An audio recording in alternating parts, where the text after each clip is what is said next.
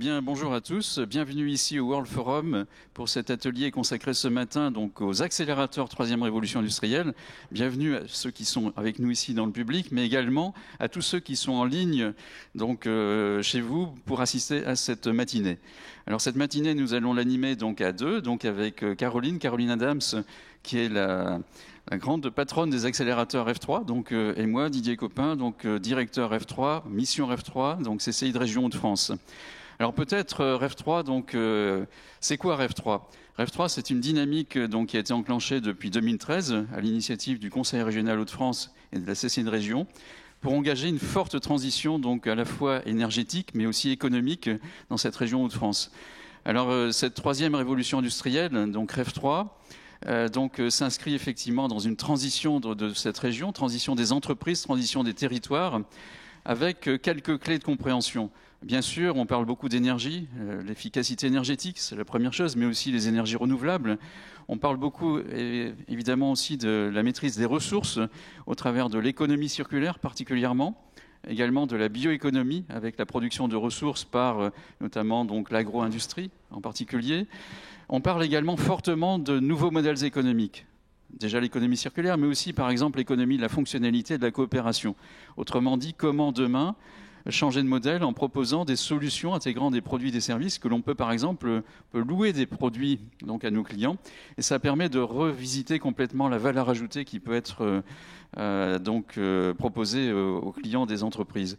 On a beaucoup parlé donc, à nos jeunes pousses que nous accompagnons dans les accélérateurs de ce nouveau modèle économique qui véritablement permet de renouveler finalement la valeur ajoutée de nos business units. Alors également REF3, donc c'est aussi l'économie numérique. L'économie numérique est au cœur de tout ça. Donc une économie numérique également responsable. On parle de Green IT. Donc voilà. Alors c'est tout ça la troisième révolution industrielle. C'est également donc au-delà des entreprises que nous accompagnons, au-delà des territoires que nous accompagnons, de nouvelles filières économiques. Au travers de la production, par exemple, de biométhane, au travers donc, du solaire, donc renouveau du solaire en Hauts-de-France, solaire thermique, solaire photovoltaïque, au travers d'une feuille de route hydrogène, au travers donc, également d'une feuille de route économie circulaire, de la bioéconomie. Voilà, nous avons donc une trajectoire qui s'inscrit pour faire de cette région donc une région pilote de la transition et d'ailleurs du Green Deal européen. Voilà. Alors c'est l'horizon très proche, c'est déjà aujourd'hui donc la troisième révolution industrielle puisque c'est plus de 1200 projets donc en Hauts-de-France, des entreprises, des territoires, des start-up.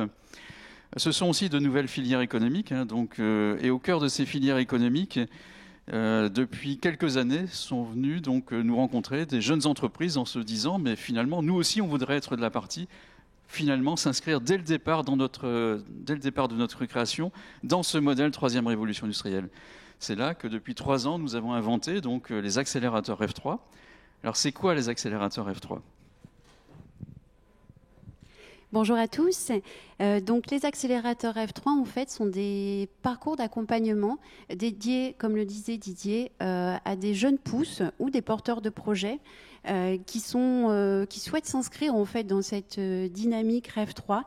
Et donc, les parcours durent 6 mois. Ils sont ponctués donc de jalons très importants qu'on appelle les Mentor Days et sur lesquels on vient fortement les challenger. Pendant ces 6 mois, vous avez des ateliers collectifs auxquels ils participent tous sur des thématiques de la création d'entreprises et également sur des expertises très particulières. On y reviendra en détail par la suite via leurs témoignages. Et également donc, du coaching qui représente des temps forts pour eux puisqu'on vient en fait après un diagnostic insister sur les leviers qui vont faire qui vont faire de leur développement un succès, un accès à un premier marché, une structuration de l'offre, voilà. Donc pour tout ça, en fait, on a un accompagnement qui est basé, bien sûr, comme je vous le disais, sur des experts, mais également des coachs. Je voudrais mettre en avant donc les coachs pour les citer parce qu'on ne pouvait pas inviter tout le monde aujourd'hui. Donc Rim Hamad pour l'expertise marketing, François Gilbert de l'agence NeoWeb pour l'expertise digitale et FX que je voudrais saluer également parce qu'il est toujours derrière, mais il fait un sacré job sur toute l'animation de la communauté. Donc voilà, je souhaitais en plus de Didier, remercier toute cette équipe qui est autour des accélérateurs et grâce à qui c'est possible. Les parcours d'accélération doivent également leur succès et c'est le but de la journée, de la matinée, c'est de mettre en avant tous nos partenaires en fait, qui permettent de réaliser ce rêve et d'aider tous nos entrepreneurs, toutes nos jeunes pousses. Et donc, l'idée aujourd'hui, c'est vraiment de vous présenter nos partenaires. Alors, grâce à qui c'est possible? Bien évidemment, les territoires qui sont nos partenaires d'implantation, donc les collectivités territoriales. Grâce également à nos partenaires premium, donc Engie, Groupama, GRT Gaz, Enedis, Veolia, que vous connaissez, que vous avez rencontré. Et bien entendu, les partenaires thématiques qui viendront témoigner également. Donc nos partenaires financeurs, universités, également des pôles d'excellence. Et voilà, donc on va vous présenter tout ça aujourd'hui via les entrepreneurs et leurs témoignages. Merci beaucoup. Merci Caroline. Alors, vous l'avez compris, les accélérateurs, c'est un véritable écosystème, avec bien sûr au cœur du sujet donc nos jeunes pousses. Depuis 3 ans, nous avons accompagné plus de 50 entreprises, donc start-up, sur différents territoires. On va y venir juste après. Ce matin, on va parcourir en 4 séquences, finalement, l'ensemble des dimensions de cet écosystème. Alors, je vous invite tout d'abord pour cette première séquence. Donc, on a 6 jeunes pousses autour de la table.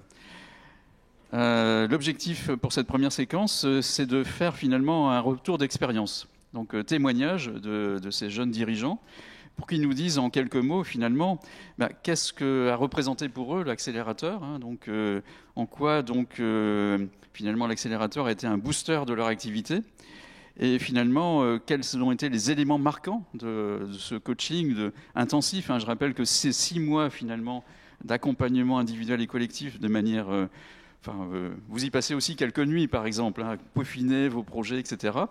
Voilà, donc votre retour d'expérience, c'est ça qui nous paraît important à ce stade. Alors, je vais vous présenter rapidement, et puis chacun pourra apporter son témoignage. En même temps, donc c'est l'occasion de rappeler où se sont situés ces accélérateurs. Le premier, l'accélérateur de Douai, c'était le premier que nous avions lancé, avec le partenaire qui est l'IMT, donc de Douai. Alors, Alexandre Duhart, vous êtes EcoGame Live, donc expert gamification. Gamification, un vrai sujet, comment gamifier les choses pour que finalement, il y ait une appropriation citoyenne forte. Alors, Alexandre, votre retour d'expérience sur les accélérateurs. Alors, l'accélérateur F3, c'est un vrai coup de boost pour développer son projet d'entreprise.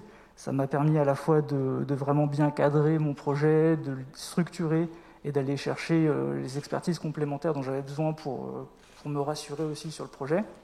Et c'est aussi un très bon vecteur de crédibilité, le fait de pouvoir afficher l'accompagnement à la fois donc, de la CCI Hauts-de-France, de l'IMT Lille-Douai, des différents partenaires. Ça permet d'être beaucoup plus crédible quand on peut aller chercher par exemple des financements, des soutiens ou même simplement des clients. Le fait d'être accompagné par l'accélérateur F3, ça m'a permis par exemple de travailler assez vite pour la région Hauts-de-France sur un assez gros marché. Et du coup, sans l'accélérateur, je n'aurais pas forcément pu avoir ce marché-là. Donc vraiment un gros coup de boost sur l'activité, donc je recommande très fortement.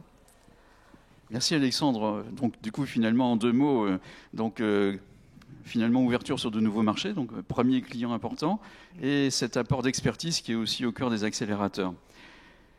Accélérateur de la communauté urbaine d'Arras, le deuxième que nous avions lancé, donc avec nos amis de la CUA. Pierre-Yves Lampire, fondateur de Bâti-Drone Solutions. Alors vous avez une expérience particulière dans les accélérateurs puisque vous avez participé aux jeunes pousses de la communauté urbaine d'Arras et ensuite participé à l'accélérateur Croissance de Dunkerque. Donc une double expérience.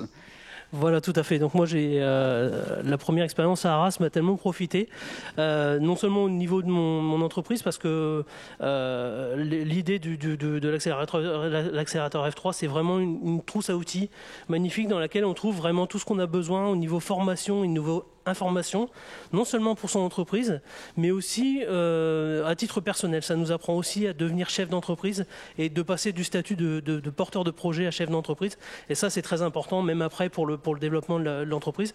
Et ça nous a ouvert aussi au niveau communication. On a eu d'énormes retours, notamment grâce au salon Rêve 3 Days. On a eu énormément de contacts. On a pu confronter directement notre projet au public et à un monde d'experts. Et en fait, on a vraiment pu, j'allais dire, exploser à ce moment-là. Et donc, je remercie encore Rêve 3 de tous ces outils qu'on nous a fournis et toute cette visibilité qu'on a gagnée. On a eu du mal à se faire connaître parce qu'on apportait des nouvelles technologies. Donc, il a fallu qu'on prouve un petit peu la valeur de nos nouvelles technologies. Et comme le disait Alexandre, c'est vraiment un appui au niveau sérieux de l'entreprise et au niveau de la prise au sérieux du nouveau système. Donc voilà. Encore merci à tous. Merci Pierre-Yves. Donc les accélérateurs, une véritable boîte à outils pour les jeunes pousses, les entreprises en croissance pour booster leur activité. Et c'est aussi, comme vous l'avez indiqué, donc une superbe opportunité de valoriser en fait votre activité au travers de différents événements. Voilà. Troisième accélérateur, nous avions lancé aussi donc un accélérateur donc avec l'université de Lille.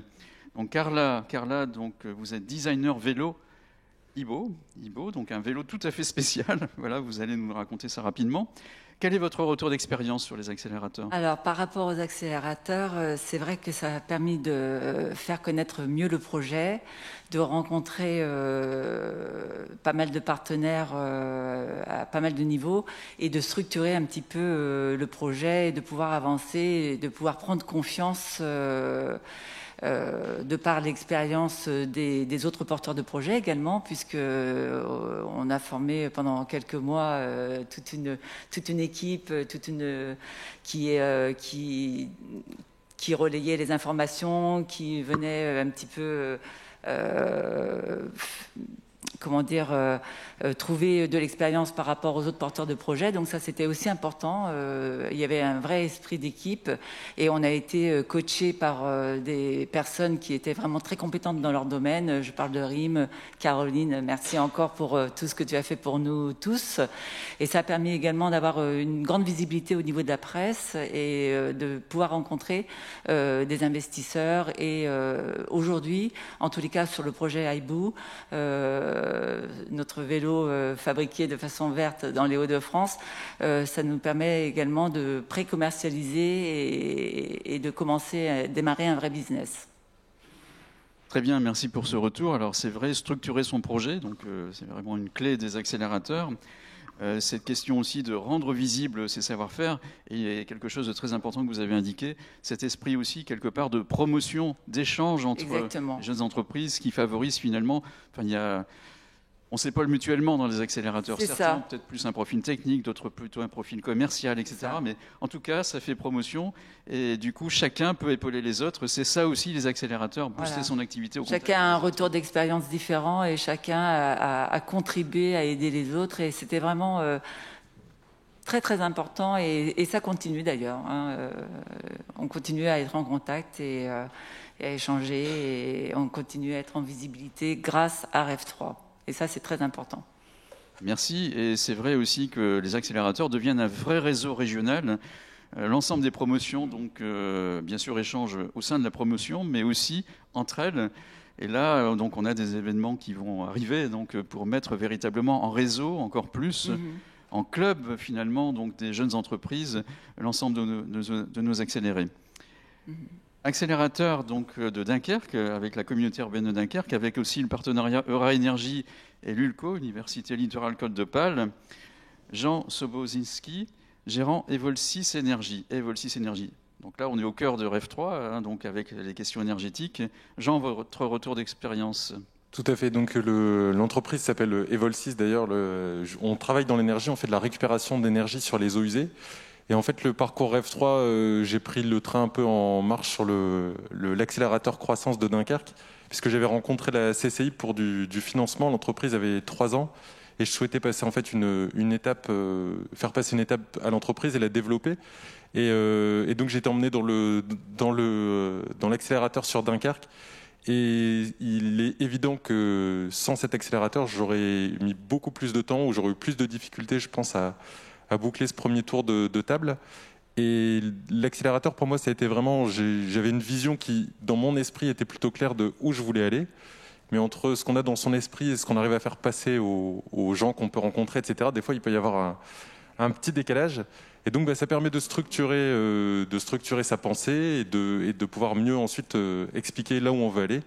Et il est évident que le parcours qui a duré d'octobre à peu près à juin dernier, c'est pas un parcours initiatique puisqu'on n'est pas dans ça quand même, mais il y a quand même un cheminement qui se fait. Et c'est clair que l'accélérateur, ça a vraiment permis de démarrer d'une vision et puis maintenant de réussir à la mettre en œuvre. Et grâce au financement qui a pu être trouvé et qui aurait été compliqué autrement, surtout en ces temps de Covid. Donc c'est évident que le mot accélérateur, en tout cas le terme, ça porte vraiment bien son nom. Merci Jean pour ce retour. Je comprends aussi finalement l'accélérateur, c'est une superbe occasion donc de progresser dans sa tête, vous l'avez dit, au travers finalement de toutes les étapes de challenge, donc notamment les Mentor Days avec de grandes entreprises, on en parlera tout à l'heure, ce coaching à la fois individuel à la fois collectif. Finalement, tous les jours, au quotidien, vous êtes challengé et c'est ça qui fait progresser. C'est ça, oui, tout à fait. Et puis, il y a aussi une certaine satisfaction où, au début, les gens vous disent « je fais de la récupération d'énergie sur eau usée ». Et on vous regarde avec un œil un peu étonné, à se demander qu'est-ce que c'est exactement. Et puis, quand à la fin, vous réussissez à expliquer en quelques phrases rapides un peu la finalité du projet et où vous voulez emmener l'entreprise, je pense que le pari est gagné, puisque forcément, ça facilite toutes les relations avec l'extérieur par la suite, quoi. Tout à fait. Alors pour les auditeurs qui nous écoutent et ici dans la salle aussi, la récupération de chaleur sur les eaux usées, il y a un fantastique gisement de récupération de chaleur fatale, d'efficacité énergétique. Donc vous avez aussi autour de la table, on l'a vu, donc avec la gamification, avec Batidrone. Batidrone, Pierre-Yves, vous, votre métier, c'est finalement d'aller sonder en profondeur par différents capteurs avec ce Batidrone, donc c'est un drone, donc bathyscaphe, quoi. Voilà. Vous pouvez en dire deux mots. Et puis il y a aussi la solution vélo. On parle beaucoup de mobilité dans Rêve 3, donc comment ? Et là, on a la possibilité, finalement, d'acheter un vélo fabriqué en Haute-France. C'est ça. Exceptionnel. Avec voilà. une assistance électrique. Avec assistance électrique. Avec une assistance électrique et un vélo qui se veut unisexe, c'est-à-dire qu'il peut être utilisé autant par les hommes que par les femmes. Voilà. Super. Et avec une assistance électrique très, très agile, on va dire, et très légère, puisque le vélo fait moins de 15 kg. Voilà. Donc voilà, n'hésitez pas, on vous passera donc sur le site internet Rêve 3, vous avez les coordonnées de l'ensemble de nos accélérés. Pierre-Yves, deux petits mots sur le Batidrone, parce que c'est quoi un Batidrone finalement ? Oui, en fait, nous on a donc la raison d'être de Batidrone Solutions, c'est d'abord de proposer des prestations de services en bathymétrie. Donc la bathymétrie, qu'est-ce que c'est ? C'est la cartographie sous-marine qui est utilisée notamment pour vérifier l'état des fonds des canaux, des fonds des plans d'eau, des cours d'eau, etc. Et donc on a créé un drone bateau qui nous permet de faire ces contrôles sans mettre le pied à l'eau, et donc on réduit fortement les risques, on améliore la qualité des résultats, et forcément en découle une rapidité d'intervention plus élevée, et donc en découle un coût réduit pour nos clients. Et à ça, on a ajouté toute la partie expertise de contrôle et d'inspection, où là on agit soit avec un bateau, soit avec un sous-marin. Et là c'est pareil, on remplace ou on prépare le travail des plongeurs ou des scaphandriers, toujours dans le but de réduire les coûts, réduire les dangers et d'améliorer la qualité des résultats. Et donc ça, on est les seuls aujourd'hui au nord de Paris à proposer ces services, et tous les gens qui utilisent ou qui ont de l'eau dans leur process aujourd'hui ont besoin de nos services. Et donc grâce encore une fois à Rêve 3, on a un réseau qui s'étend de jour en jour, et aujourd'hui le logo entre guillemets Rêve 3 est reconnu même au niveau local et même bientôt au niveau national. On est reconnu, on nous dit tiens, c'est bien, vous êtes Rêve 3. Donc on est vraiment voilà, c'est devenu presque un label effectivement, et c'est très gratifiant de faire partie de ce réseau et de cette dynamique. Voilà. Merci Pierre-Yves. Avec l'ensemble des canaux et puis tout le littoral que l'on a ici en Hauts-de-France, vous avez un marché formidable déjà, rien que sur la région. Oui, tout à fait, oui. Donc 5e accélérateur, l'accélérateur Grand Calais Terres et Mers, donc avec la collectivité, nos amis de Calais. Sabine Dupuis, vous êtes fondatrice de Canopée. En deux mots, Canopée, et ensuite votre retour d'expérience. Alors, Canopé est un acteur de mode circulaire. En fait, on intervient au niveau des entreprises pour les aider à revaloriser les invendus et les surplus de mode textile. Et donc, sur le territoire des Hauts-de-France, c'est beaucoup d'acteurs qui ont ce genre de problème. Donc, l'idée, c'est vraiment de trouver des solutions et de remettre sur le marché une offre éco-responsable. Super, et c'est vrai que la mode aussi se met circulaire maintenant, donc la mode se réinvente ici en Hauts-de-France. Voilà, donc vous êtes au cœur de ce sujet-là. Votre retour d'expérience sur l'accélérateur? J'ai démarré l'accélérateur en décembre dernier et en fait, à cette époque-là, j'avais beaucoup d'énergie, j'avais peut-être une vision, comme dit effectivement Jean. Mais j'avais aussi une idée qui était quand même très concept. Et en fait, ce que j'ai réussi à faire, et ce qu'on a réussi à faire ensemble, c'est de structurer un petit peu la pensée, et puis de traduire effectivement cette volonté d'agir au niveau de la mode circulaire en proposition de valeur, en positionnement, en business model, business plan, besoin de financement, etc. Et donc, en fait, ça m'a permis, au-delà de l'idée, de savoir où j'allais, de créer, en fait, ma société, puisque c'est ce que j'ai fait en août 2020. Ce qui a été aussi très important pour moi, c'est de me retrouver dans un collectif et de pouvoir partager les bonnes pratiques, se retrouver aussi à la fois avec des projets différents. Donc on est capable de porter un peu un regard croisé sur les différents projets des uns et des autres. Et donc, du coup, ça, c'était très riche. Et tout en étant différents, on sentait qu'il y avait quand même un fil rouge qui nous réunissait de par, en fait, les axes Rêve 3 qui sont un peu sous-jacents de cette promotion. Donc un collectif qui nous a permis de beaucoup échanger avec beaucoup de joie, beaucoup de bonne humeur et avec un coaching aussi extrêmement pertinent, efficace et intéressant, et en fait un coaching toujours bienveillant mais à la fois en fait exigeant parce que challengeant. Donc c'était vraiment intéressant d'avoir cet accompagnement. Donc voilà, moi je suis vraiment ravie. Je pense que j'en serais pas là aujourd'hui si j'avais pas effectivement fait la promotion des accélérés. Merci Sabine pour ce super témoignage. Effectivement, vous l'avez dit, donc l'aspect collectif, ce fil rouge aussi qui vous a permis finalement de balayer l'ensemble des dimensions de l'entreprise, donc sur le business model, sur les questions d'organisation, de financement, etc. Enfin, vous avez, c'est vrai, c'est aussi une valeur ajoutée des accélérateurs avec nos experts, nos animateurs. Donc, on peut véritablement balayer, scanner l'ensemble de son entreprise, et c'est ça qui nous fait aussi grandir, qui vous fait grandir. 6e témoignage, donc l'accélérateur de la CAL, communauté d'agglomération Lens-Liévin.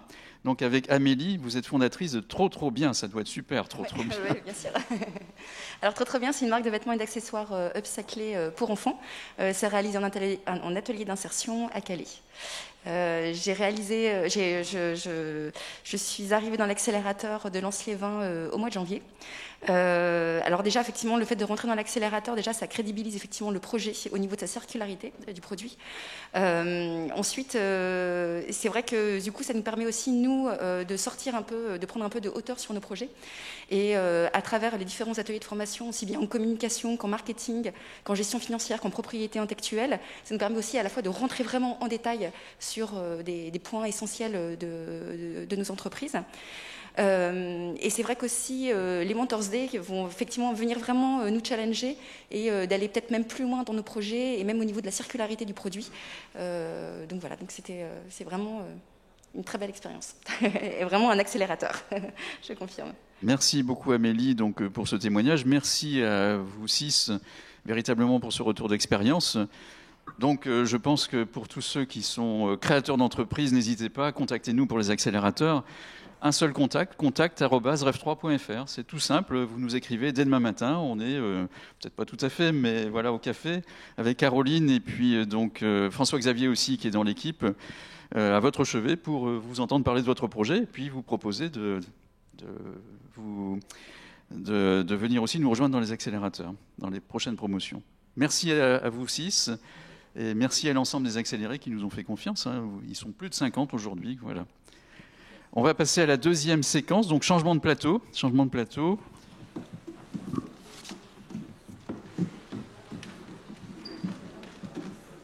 Alors, la deuxième séquence sera donc consacrée au modèle partenarial et de coopération des accélérateurs. Alors, nous allons accueillir autour de la table, ils sont en train de s'installer. Donc, Guillaume Debette, voilà. Guillaume est adjoint au délégué territorial d'Engie. Stéphane Lénier, délégué territorial Grand Lille d'Enedis. Stéphane, voilà. Ah non, il est là-bas. Stéphane, voilà. Xavier Cordier, chef de projet Affaires publiques, région Grand Est, GRT Gaz. Et donc, Caroline, j'avais 3 intervenants, il y en a 4, donc 5. Voilà. Oui, parce que nous avons aussi avec nous, j'oubliais, il y a les grands partenaires, mais il y a également des créateurs d'entreprises. Donc nous avons avec nous donc, Montgoblet-en-Lin, Camille Deline, présidente d'Inove. On va en parler juste après. Et également donc Evolsys, voilà. Jean, donc, qui est Jean Sobocinski, qui est gérant d'Evolsys, et Victor Perrin, fondateur de VP Consulting. Voilà, alors, donc ensemble, on l'a vu, les accélérateurs F3, c'est un véritable écosystème d'acteurs, donc avec 2 pivots en fait, qui sont dans le modèle donc, des accélérateurs, le modèle partenarial et la coopération. Alors, cette question de la coopération, on va la voir au travers donc, finalement des échanges en binôme entre donc, nos grands acteurs, partenaires des accélérateurs, et nos start-up. Donc voilà, voir comment cette coopération a pu s'établir sur le terrain. Alors au passage aussi, nous devions avoir avec nous Arnaud Poulain, donc Groupama, donc, qui est un grand partenaire historique, mais qui s'est excusé. Et également, nous avons un partenaire sur l'accélérateur de la cale qui est au Veolia. Veolia, donc à noter aussi. Alors, premier sujet, donc question à donc, Angie, Guillaume Debette et à Camille Deline, Montgoblet-en-Lin. La force du partenariat historique pour les accélérateurs. En quoi le partenariat est véritablement une clé dans les accélérateurs? Guillaume, je t'en prie. Déjà, les accélérateurs, pour nous, société établie, c'est une parenthèse enchantée dans nos quotidiens. Donc c'est déjà un point clé, puisque ça nous apporte un peu de fraîcheur dans nos grandes entreprises, dans nos grands projets au quotidien. Et je pense en tout cas que ça nous permet aussi d'avoir une vision différente de la façon dont la société peut évoluer et de la façon dont on peut participer à l'évolution globale de cette société. Le Goblet-en-Lin est une superbe preuve justement de ces éléments, puisqu'elle nous a ouvert en tout cas des perspectives qu'on n'avait pas nécessairement perçues de notre côté, avec la valeur ajoutée que le lin peut avoir au niveau de la région et les travaux qu'on a pu faire autour. Merci Guillaume. Alors au passage, forcément tout le monde est masqué because contexte Covid, mais vous savez, derrière leur masque, ils ont tous un grand sourire. Forcément, on est ici donc dans une dynamique de partenariat et véritablement tout le monde est enchanté. Alors Camille, ce partenariat aussi, vous l'avez vécu dans les Mentor Days où vous avez été challengé par de grandes entreprises comme Engie notamment. Finalement, c'est quoi votre retour d'expérience sur cette dynamique entre jeunes pousses et grandes entreprises? Comment vous l'avez vécu?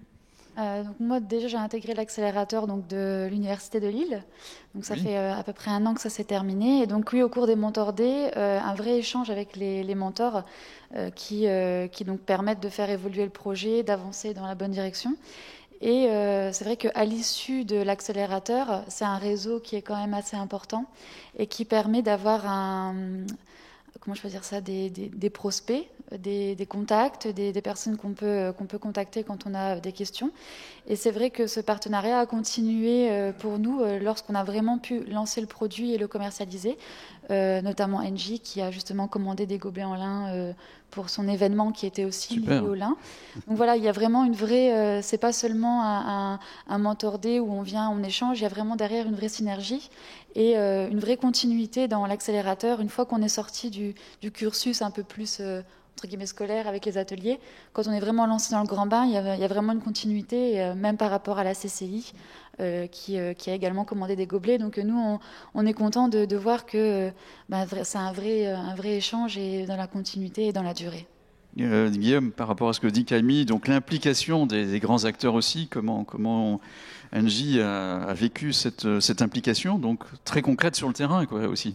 Je pense que Camille est un exemple très intéressant justement au niveau des accélérateurs, puisqu'elle est partie d'un sujet qui n'était pas le gobelet, avec une solution en lin, mais plutôt liée aujourd'hui à sa passion, une passion complémentaire qu'elle a autour du motocross notamment.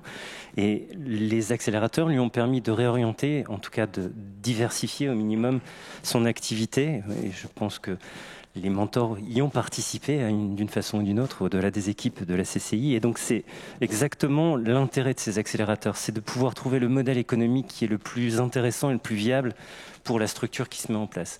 Et en plus, quand on a la chance d'avoir une accélérée qui est à l'écoute et qui sait changer son modèle, ça ne peut être que bénéfique pour la suite. Et c'est vrai que ce challenge donc, des grands acteurs autour de la table vis-à-vis des startups, c'est aussi le moyen finalement, donc vu l'expérience des grands acteurs, de faire progresser nos startups. Mais c'est également, comme tu l'as dit, Guillaume, donc cette respiration finalement, c'est une source d'inspiration aussi, c'est d'écouter, de participer à ce développement, donc cette accélération des jeunes pousses. Ouais. Pour Engie, en tout cas, on essaye sur nos métiers d'intégrer certaines startups aujourd'hui dans nos réponses. Et donc, ça aussi apporte une couche d'innovation, une couche de nouveauté sur les approches. Et comme on commence à avoir quelques accélérés maintenant, puisque ça fait un peu plus de 2 ans, c'est le 6e accélérateur, donc ça fait un petit moment maintenant qu'on a la chance de pouvoir faire tourner un peu ces éléments. On a un fonds de commerce potentiel au niveau des accélérés qui est extrêmement intéressant pour nos métiers également. Merci Guillaume et merci à Engie. Donc, vous êtes impliqué avec nous depuis le tout début des accélérateurs. Avec plaisir. Maintenant dans le développement du réseau. Les collaborations start-up et grands groupes, témoignage d'Enedis, Stéphane Lénier, délégué territorial Grand Lille. Donc comment, et Volsys, donc Jean Soboski, gérant, comment ensemble finalement, puisqu'il faut être 2 pour faire un partenariat, vous avez vécu cette collaboration start-up grand groupe, parce que on pourrait dire pour une start-up, un grand groupe ça peut faire peur, attention, et un grand groupe, une start-up, oui, mais alors on est sur une jeune entreprise, il y a des choses qui ne sont pas encore stabilisées, donc, mais finalement, comment vous travaillez ensemble pour faire que ça marche, et ça marche vraiment sur le terrain? Alors déjà, je voulais dire que Enedis, en tant qu'acteur engagé dans la transition écologique et énergétique, on était ravis d'être un partenaire de ces accélérateurs. Et tu disais tout à l'heure qu'on avait le sourire sous nos masques, mais c'est vrai qu'on a le sourire sous nos masques. Donc je tenais à le dire, ça se voit pas, donc je le verbalise. Parce qu'on pense que ces accélérateurs, c'est quand même un moyen concret de faire émerger des nouvelles structures, des nouvelles entreprises qui vont être créatrices de valeur localement, sur des activités éco-responsables. Donc on est vraiment persuadé que c'est par ce type de procédés, d'initiatives qu'on fera émerger des jeunes structures.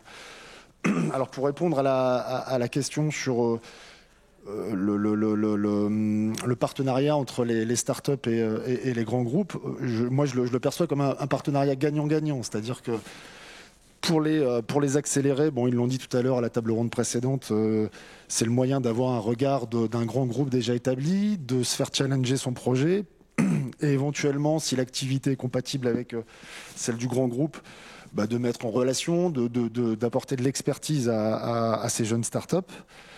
Et puis pour nous, les grands groupes, Guillaume le disait tout à l'heure, c'est un peu une bulle enchantée aussi dans notre activité. C'est un moyen de découvrir aussi les nouvelles idées qui émergent. Et puis il faut le dire aussi, en toute modestie, ça inspire, ça force le respect, c'est-à-dire de voir Là, Evol6 tout à l'heure, il disait une idée simple, c'est-à-dire on va créer de l'énergie à partir de la récupération d'eau. C'est bien d'avoir l'idée, c'est bien de connaître le process, mais il faut un certain courage quand même pour se lancer dans l'activité. Et nous, on a vu plein de start-up dans les différents incubateurs. Dans le monde de l'énergie, on a vu une entreprise qui cherchait à valoriser l'énergie perdue dans la détente de gaz pour la transformer en électricité. Enfin, on a vu tout un tas d'initiatives basées sur un process ou un procédé simple. Mais un grand groupe, quand on voit un jeune entrepreneur qui se lance dans une activité et qui essaie de concrétiser cette bonne idée en une entreprise, ça inspire le respect. Et c'est vrai que pour un grand groupe, c'est dynamisant et ça donne envie de les accompagner et d'accélérer un peu le développement de leur activité. Mais merci Stéphane pour ce témoignage. Alors c'est vrai que comme vous êtes opérateur de réseau, la mise en réseau, forcément, ça fait partie aussi de votre ADN. Donc c'est pas étonnant. Oui, c'est vrai. En plus, nous, et pour ne parler qu'Enedis, on est quand même œcuménique dans le monde de l'énergie. Donc ça nous permet quand même, pour les accélérés du monde de l'énergie, d'avoir accès à entre guillemets un portefeuille, en tout cas de personnes qui peuvent aussi les aider et les appuyer dans leur démarche de développement. Donc je pense, j'espère que c'est comme ça que les accélérés le perçoivent, la présence des grands groupes dans les accélérateurs. Alors Jean, votre perception justement? L'intérêt, c'est que quand on est une start-up, on a une certaine agilité, on est des petites structures, souvent naissantes ou en tout cas qui ont que quelques années derrière d'expérience de retour. Et c'est vrai qu'être confronté à un peu des mastodontes du secteur, GRTgaz, Engie, Enedis, qui représentaient là sur la vingtaine de mentors qu'on a pu avoir au Mentor Day, donc il y avait quand même 3 grands opérateurs. C'est sûr que ça nous aide aussi à structurer puis à avoir une vision parfois plus recadré des choses. Et puis après, on est quand même sur un territoire où il y a 100 ans, c'était le charbon. Donc on voit qu'il y a une évolution énorme. Et c'est clair que des géants comme ça se disent aussi, nous, on veut impulser le changement et puis accompagner ces jeunes entreprises. C'est toujours des signaux agréables, on va dire, quand on est entrepreneur, sur des secteurs que moi, je ne considère pas d'avenir, que pour moi, c'est un secteur qui est déjà concret aujourd'hui, mais en tout cas qui a besoin encore de se développer. Et c'est sûr qu'avoir l'appui de ces grandes structures, ne serait-ce que par la reconnaissance, la notoriété, etc., ça apporte beaucoup de choses. Donc on le voit bien, le partenariat, il est véritablement gagnant-gagnant entre la start-up, la grande entreprise qui dispose d'expertise, donc qui est très bien structurée forcément, qui a beaucoup de réseaux, et la start-up qui est agile aussi, donc qui vient titiller aussi sur des champs d'innovation. Donc voilà, tout ça, ça fait du gagnant-gagnant. Exactement. Et il ne faut vraiment pas d'ailleurs en avoir peur de ces grands groupes, parce qu'au final, on apporte autre chose. Et il n'y a qu'à y gagner, il n'y a vraiment rien à perdre à discuter au moins avec les grandes entreprises. Et après, le tout, c'est de le faire intelligemment. Et puis voilà. Super. Troisième témoignage, troisième binôme. Alors les startups REV3, c'est aussi l'occasion d'apporter des solutions concrètes à des grands groupes. Alors on se dit, mais comment ça peut marcher cette affaire-là? Alors, partenaire GRTgaz, merci également GRTgaz d'être partenaire historique des accélérateurs. Xavier Cordier, vous êtes chef de projet affaires publiques, région Grand Est, voilà Nord-Est. Nord-Est. La grande région Nord-Est, oui. C'est encore plus grand que Nord-Est, que Grand Est, voilà, tout à fait. Ça englobe également les Hauts-de-France. Et donc Victor Perrin, fondateur de VP Consulting. Alors je vais commencer par Victor. Donc c'est quoi la solution qui a pu être apportée donc à GRTgaz? Et GRTgaz pourra rebondir ensuite sur finalement le véritable apport dans les accélérateurs et aussi dans ce partenariat gagnant-gagnant. Donc avec les jeunes pousses. Oui, donc mon cabinet d'études créé il y a 2 ans est donc spécialisé dans les énergies renouvelables et notamment sur tout ce qui est mobilité alternative au diesel. Et donc je travaillais déjà avant avec GRTgaz et c'est eux qui m'ont orienté vers l'accélérateur pour justement adapter mon offre à leurs besoins. Et donc j'ai pu du coup calquer un petit peu mes études de potentiel. Donc moi je fais l'étude de potentiel d'implantation de stations GNV et bio-GNV. Donc c'est une alternative qui est justement transportée dans le réseau gaz GRTgaz. Et donc l'intérêt c'est de consommer ce gaz et ce biogaz directement sur des stations carburant. Donc pour des véhicules industriels, tout ce qui est camions, également les bus, Et donc, grâce à l'accélérateur et à GRT Gaz, j'ai pu donc encore développer ma petite entreprise donc dans le bon sens et étoffer mon marché qui à la base était que sur les Hauts-de-France. Et donc j'ai pu travailler désormais grâce au réseau GRT Gaz sur tout le reste de la France. Voilà.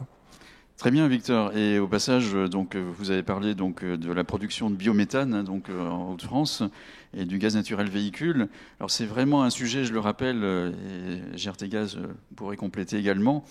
C'est une vraie dynamique que nous avons enclenchée dès le début de la troisième révolution industrielle, faire de cette région Hauts-de-France finalement une grande région du biométhane injecté, voire l'une des premières régions en Europe. Donc on y travaille avec GRT Gaz, avec GRDF, dans le cadre du Corbi, collectif régional biométhane injecté. Mais revenons voilà, donc, maintenant aux accélérateurs. Alors du point de vue de GRT Gaz, Xavier, donc, oui. Cette coopération avec une start-up, vous êtes un grand réseau, enfin, les autoroutes du gaz. Hein, donc, Voilà, les autoroutes du gaz donc, à l'échelle européenne. Donc GRT Gaz est leader du transport du gaz en Europe. Et GRT Gaz est également engagé depuis plusieurs années dans la transition énergétique. Et c'est vrai que quand on a rencontré Victor et qu'il nous a fait part un petit peu de ses expériences, déjà dans le domaine de l'énergie, en particulier sur le domaine de la mobilité durable, à travers le développement des stations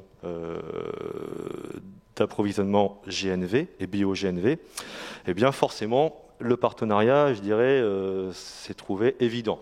Il nous est apparu comme un partenariat évident.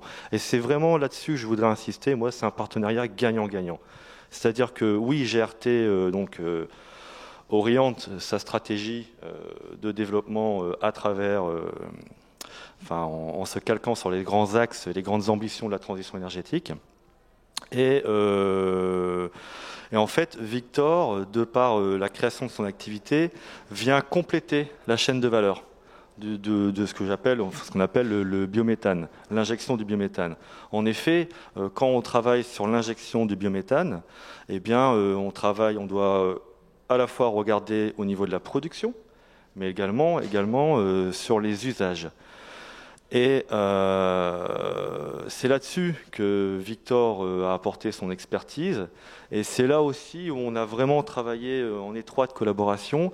GRT Gaz, si vous voulez, on a une vision à long terme du marché, on sait ce vers quoi il faut aller, et je dirais le meilleur exemple, aujourd'hui Victor travaille essentiellement sur le GNV et le bio-GNV, demain et aujourd'hui déjà, on est déjà occupé de l'inciter à regarder vers l'hydrogène.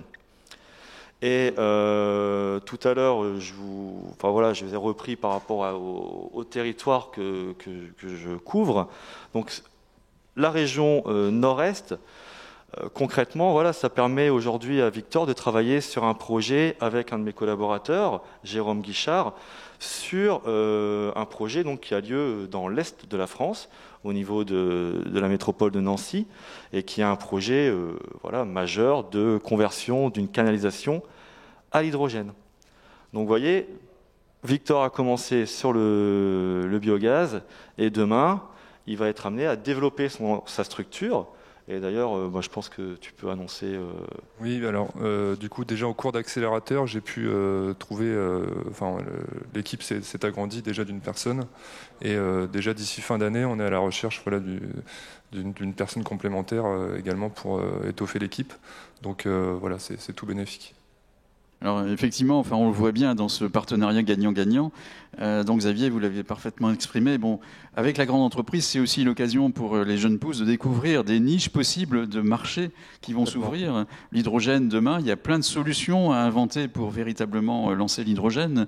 On pourrait le voir aussi avec Enedis, on pourrait le voir avec Engie. Vous avez dans vos sphères d'activité beaucoup de domaines qui sont couverts d'applications dans l'industrie, dans les bâtiments, etc. Et à chaque fois, on peut identifier aussi des niches en fait, d'activités nouvelles qui permettent, j'imagine que par exemple la récupération de chaleur fatale dans les réseaux d'eau, eh bien oui, c'est un vrai marché potentiel, mais au-delà de ça, il y a peut-être d'autres solutions qui pourraient être développées par l'entreprise.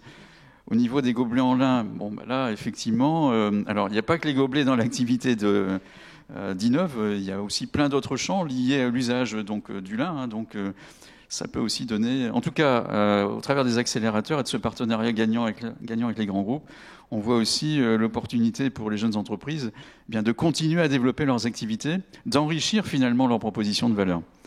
Alors s'il y avait un mot de la fin à dire, vous seriez bien sûr prêts et vous allez continuer à nous soutenir dans les accélérateurs, hein, donc les accélérateurs, les 6, mais nous allons voir tout à l'heure en fin de réunion la nouvelle promotion de l'accélérateur de la MEL.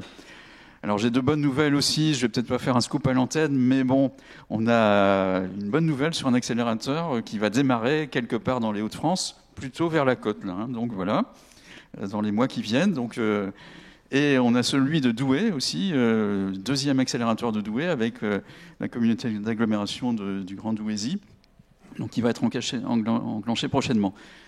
Donc vous êtes tous avec nous ? Plus que jamais. Bien sûr, bien sûr, bien sûr, bien sûr. Voilà. Merci pour ce deuxième plateau. Merci pour cet échange très riche sur le partenariat gagnant-gagnant entre les grands groupes, nos grands partenaires et les accélérés.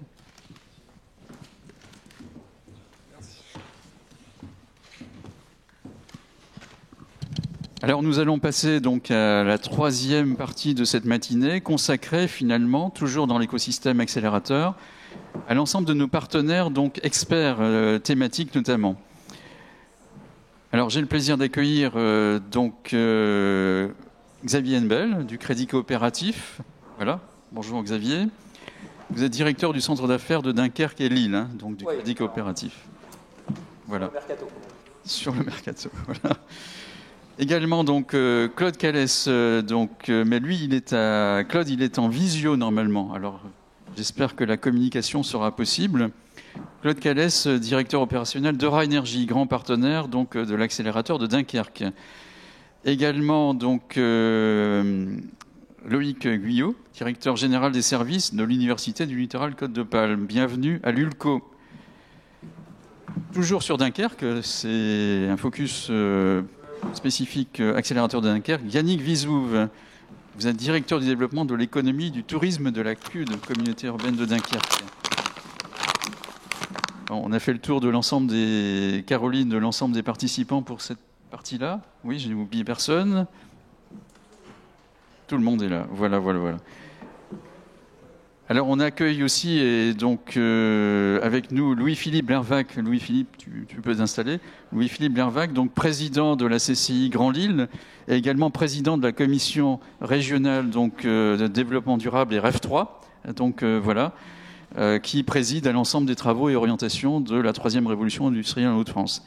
Bienvenue à vous 5. Vous avez tous aussi également un très large sourire derrière le masque, évidemment. Voilà.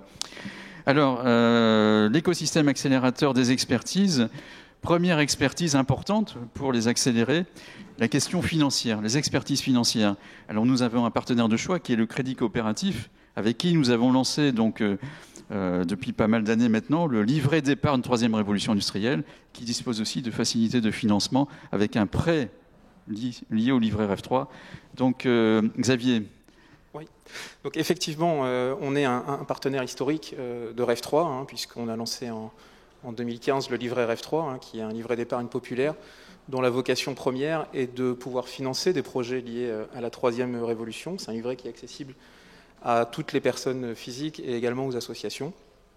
C'est un livret qui fonctionne très très bien, et notamment avec la crise financière et économique et sociale qu'on vit actuellement, puisque les gens se posent beaucoup de questions sur que fait la banque avec mon argent et comment moi je deviens acteur également de cette troisième révolution pour des projets financés sur les Hauts-de-France. Juste petit point d'actualité, on est à 44 millions à fin septembre de collecte, ce qui est énorme. La collecte a été doublée en moins d'un an et sur 2600 livrets. Donc voilà, l'objectif de la collecte, c'est surtout de faire du prêt derrière, puisque c'est de pouvoir financer des projets. Et donc, on finance par l'intermédiaire de ce prêt REF3 tout type de projets, donc des projets accélérés évidemment, mais aussi des projets plus classiques. Il n'y a pas de minimum de montant et on va sur plusieurs millions.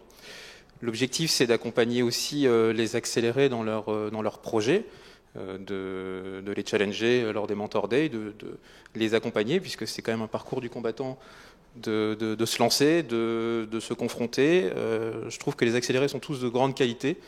il y a beaucoup de courage, il y a beaucoup de détermination et aussi une forte capacité à se remettre en cause et à faire évoluer son modèle économique, à faire évoluer son business plan. Donc voilà, c'est vraiment quelque chose de très très enrichissant pour le crédit coopératif. Merci Xavier. Alors c'est vrai qu'il y a une convergence aussi entre REF3 et le crédit coopératif, puisque c'est une banque qui n'est pas tout à fait ordinaire, avec de vraies valeurs, donc que l'on fait rappeler. Tout à fait. On a un vrai partage de valeurs. C'est pour ça qu'on a noué ce partenariat très très tôt, puisque on croit beaucoup à cette finance de partage. On croit beaucoup au fait de donner du sens à l'épargne, de donner du sens au projet. Et ça, nos clients y sont très attachés. Et REF3 était dans la parfaite lignée de ce qu'on souhaitait faire, c'est donner du sens.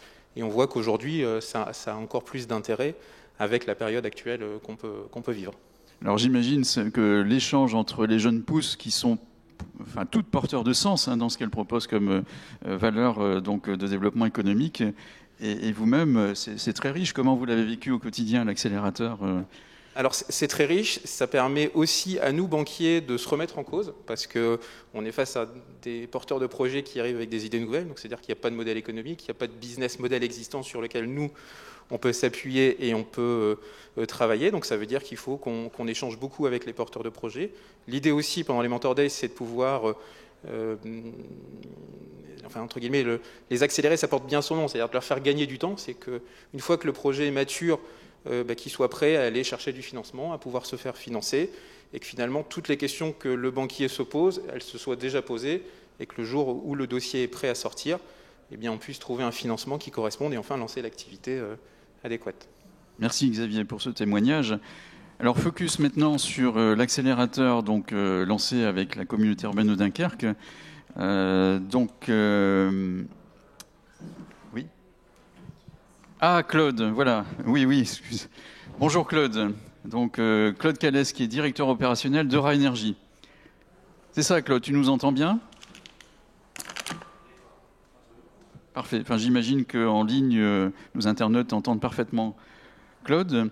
Alors, focus sur cet accélérateur de Dunkerque. Donc là, on a représenté autour de la table l'écosystème de Dunkerque, et à distance.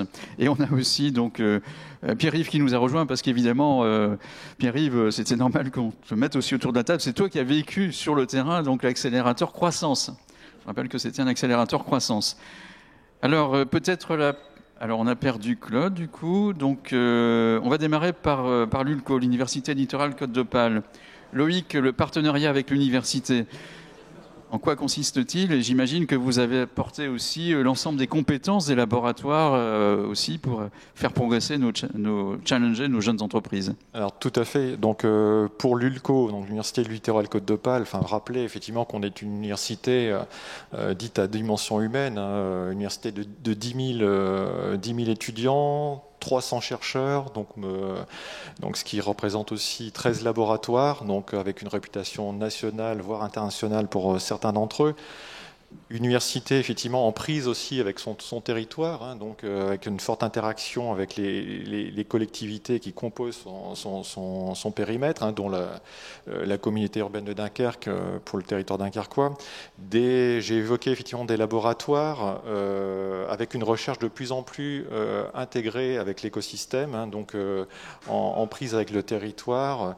J'en veux pour preuve aussi la participation au projet PIA, effectivement, territoire d'innovation, et pour lequel effectivement l'ULCO est partie prenante. L'ULCO également effectivement a une histoire aussi par rapport à l'entrepreneuriat. Je veux dire on a un centre entrepreneuriat du littoral qui au sein de l'université qui est très actif. Rappelez que l'ensemble de nos étudiants sont sensibilisés à la création d'entreprises. Ça c'est quelque chose sur lequel on a accès une partie de notre politique aussi depuis déjà quelques années. Donc ce partenariat avec la CCI justement pour mettre en place et contribuer justement aux accélérateurs sur le littoral est quelque chose pour nous de naturel et d'évident. Alors il se compose effectivement, donc c'est une mise, en fait, c'est une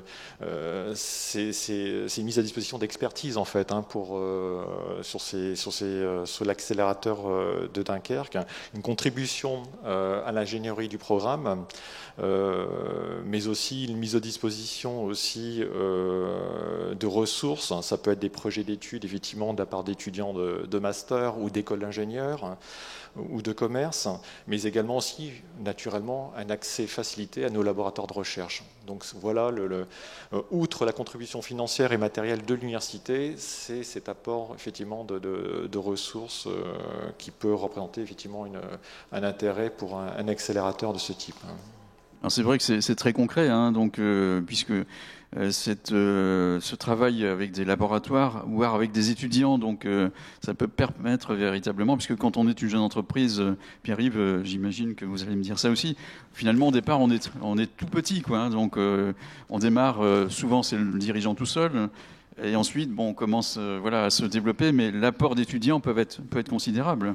Oui, tout à fait, parce qu'on commence toujours avec son idée qui est sa propre idée en fait, et c'est toujours bon d'avoir aussi le point de vue de point de vue d'extérieur, de jeunes notamment qui sont encore étudiants, parce qu'eux ont ils sont encore à la limite plus frais que nous, c'est-à-dire que nous en étant jeunes entrepreneurs, on apporte une fraîcheur aux filières sur lesquelles on travaille, et les étudiants ont encore d'autres apports et d'autres choses à apporter, et aujourd'hui c'est important aussi de pouvoir justement confronter ces points de vue, et ça peut aussi, dans un autre sens, je pense, apporter un point de vue positif aux étudiants en leur disant voilà, vous avez vu, je me suis lancé, c'est faisable, quoi. C'est parce que la création d'entreprise, on s'en fait tout un monde, et au final, quand on a une idée, qu'on sait l'utiliser et qu'on sait la mettre en valeur, et c'est l'intérêt là des accélérateurs F3 justement, c'est de concrétiser, de formaliser ces idées-là, on peut y arriver. Et donc c'est aussi, je pense, en toute modestie, dire aussi, faire passer le message aux étudiants, dire voilà, si vous avez une idée, allez-y, quoi. Et surtout avec F3, foncez, parce que vous avez 99% de chances pour que ça marche sans problème, quoi. Donc voilà. Pierre-Yves, super, parce que du coup, effectivement, inspirer les jeunes pour les amener à dire moi aussi, je suis en mesure, puisque j'ai vécu l'expérience d'une petite jeune entreprise, je suis en mesure de créer. Vous l'avez vu déjà, cette stimulation, enfin, Loïc, des jeunes sont revenus peut-être en disant oui, ok, moi aussi, je suis en mesure maintenant de créer mon entreprise, j'ai plein d'idées, je vais y aller, quoi. Vous avez vécu ce... Alors, à titre particulier, non, j'ai pas. Mais effectivement, les quelques retours qu'on peut avoir, effectivement, laissent présager effectivement des réussites certaines à l'avenir. Mais c'est tout l'intérêt effectivement de ce type de dispositif, c'est effectivement de contribuer justement au développement de projets auxquels effectivement on croit, quoi. Merci Loïc pour le témoignage de l'Université Littorale Côte d'Opale. Je rappelle également que dans les autres accélérateurs, nous avions eu le partenariat avec l'Université de Lille. On a également eu, et ce sera le cas également, l'IMT, donc avec l'accélérateur de Douai. Voilà, c'est aussi un vrai enjeu, cette question donc, de la mobilisation des grands acteurs de l'enseignement supérieur et de la recherche. Alors, accélérateur de Dunkerque, avec notre grand partenaire, la communauté urbaine de Dunkerque, Yannick, vous êtes directeur du développement de l'économie et du tourisme à la CUD. Nous sommes sur un grand territoire d'innovation et d'industrie à Dunkerque, un grand territoire industrialo-portuaire. D'ailleurs, donc le territoire de la région Hauts-de-France qui donc est sorti gagnant en fait de l'appel à projet TIGA, territoire d'innovation à grande ambition. Donc cette grande ambition, elle se traduit comment et en quoi les accélérateurs y participent ? Eh bien, c'est d'abord un grand challenge pour un territoire effectivement à dominante industrielle. Et historiquement, c'est une des grandes places fortes de l'industrie en France. C'est la première plateforme énergétique. Donc, évidemment, le challenge qui a été relevé par la région, donc à l'initiative d'ailleurs de la région et de la CCI autour de REF 3, avec évidemment la contribution de Jérémy Rifkin, et nous a challengé par rapport à cet enjeu-là, et pas dans la partie la plus facile, c'est-à-dire évidemment des parties de l'économie du territoire et du pays qui sont les plus challengées par les questions environnementales et l'énergie. Et notre territoire dunkerquois l'a relevé, notre président Patrice Vergrit a souhaité attaquer au cœur cette problématique par l'innovation et à l'évidence, la dynamique REF 3, les accélérateurs participent de cette logique-là. Alors, il a fallu qu'on construise un écosystème, comme on dit aujourd'hui, pour donner des réponses aux startups, aux PME, aux grands groupes, pour répondre à cet enjeu, un double enjeu, la question environnementale et énergétique, de transition et d'optimisation en écosystème. Bon, c'est tout le projet territorial d'innovation qui s'appelle Dunkerque l'énergie créative, qui, effectivement, avec l'apport de tous les partenaires, a connu un réel succès et aujourd'hui nous encourage à poursuivre cette dynamique-là. Alors, l'accélérateur, je dirais que c'est emblématique de cette dynamique-là, parce que elle nous permet d'apporter une réponse à une question clé. C'est comment aider nos talents, nos porteurs de projets à croître, parce que ça c'est un enjeu essentiel, parce que innover est une chose, mais en France, un des enjeux, c'est de se développer et d'accélérer, et cette question, c'est l'accélération, c'est une des plus complexes qui soit, et avec l'initiative lancée par les accélérateurs, avec la chambre de la CCI régionale, on a trouvé un outil idéal, et il est d'autant plus idéal qu'on a constaté nos carences, hein, il faut admettre aussi nos carences, un de nos enjeux, parce que les politiques territoriales sont une chose, mais notre grand enjeu, c'est d'être à la hauteur de nos talents, c'est de leur apporter le meilleur service collectivement. Et l'accélérateur, c'est formidable parce qu'on conjugue à la fois une territorialisation forte, un ancrage dans un territoire qui donne des solutions en termes de recherche, des solutions en termes de tests, en termes de marché, des terrains de jeu pour nos projets, et en même temps l'ancrer dans une dynamique régionale et nationale, parce que forcément nos territoires ne suffisent pas au potentiel, à l'ambition de ces projets, de ces entrepreneurs. Donc voilà, on a, je crois, une mécanique assez idéale qui répond à un certain nombre d'enjeux. Et le premier et le plus important, c'est d'aider nos talents. Voilà, on a un magnifique exemple ici avec Bâti-Drone. J'espère que Pierre-Yves pourra en dire quelques mots parce que c'est passionnant. J'ai vu avec plaisir Camille, qui est aussi une Dunkerquoise, hein, qui a un magnifique projet, mais elle est déjà dans cette promotion. Voilà, donc c'est réjouissant et ça me semble très efficace.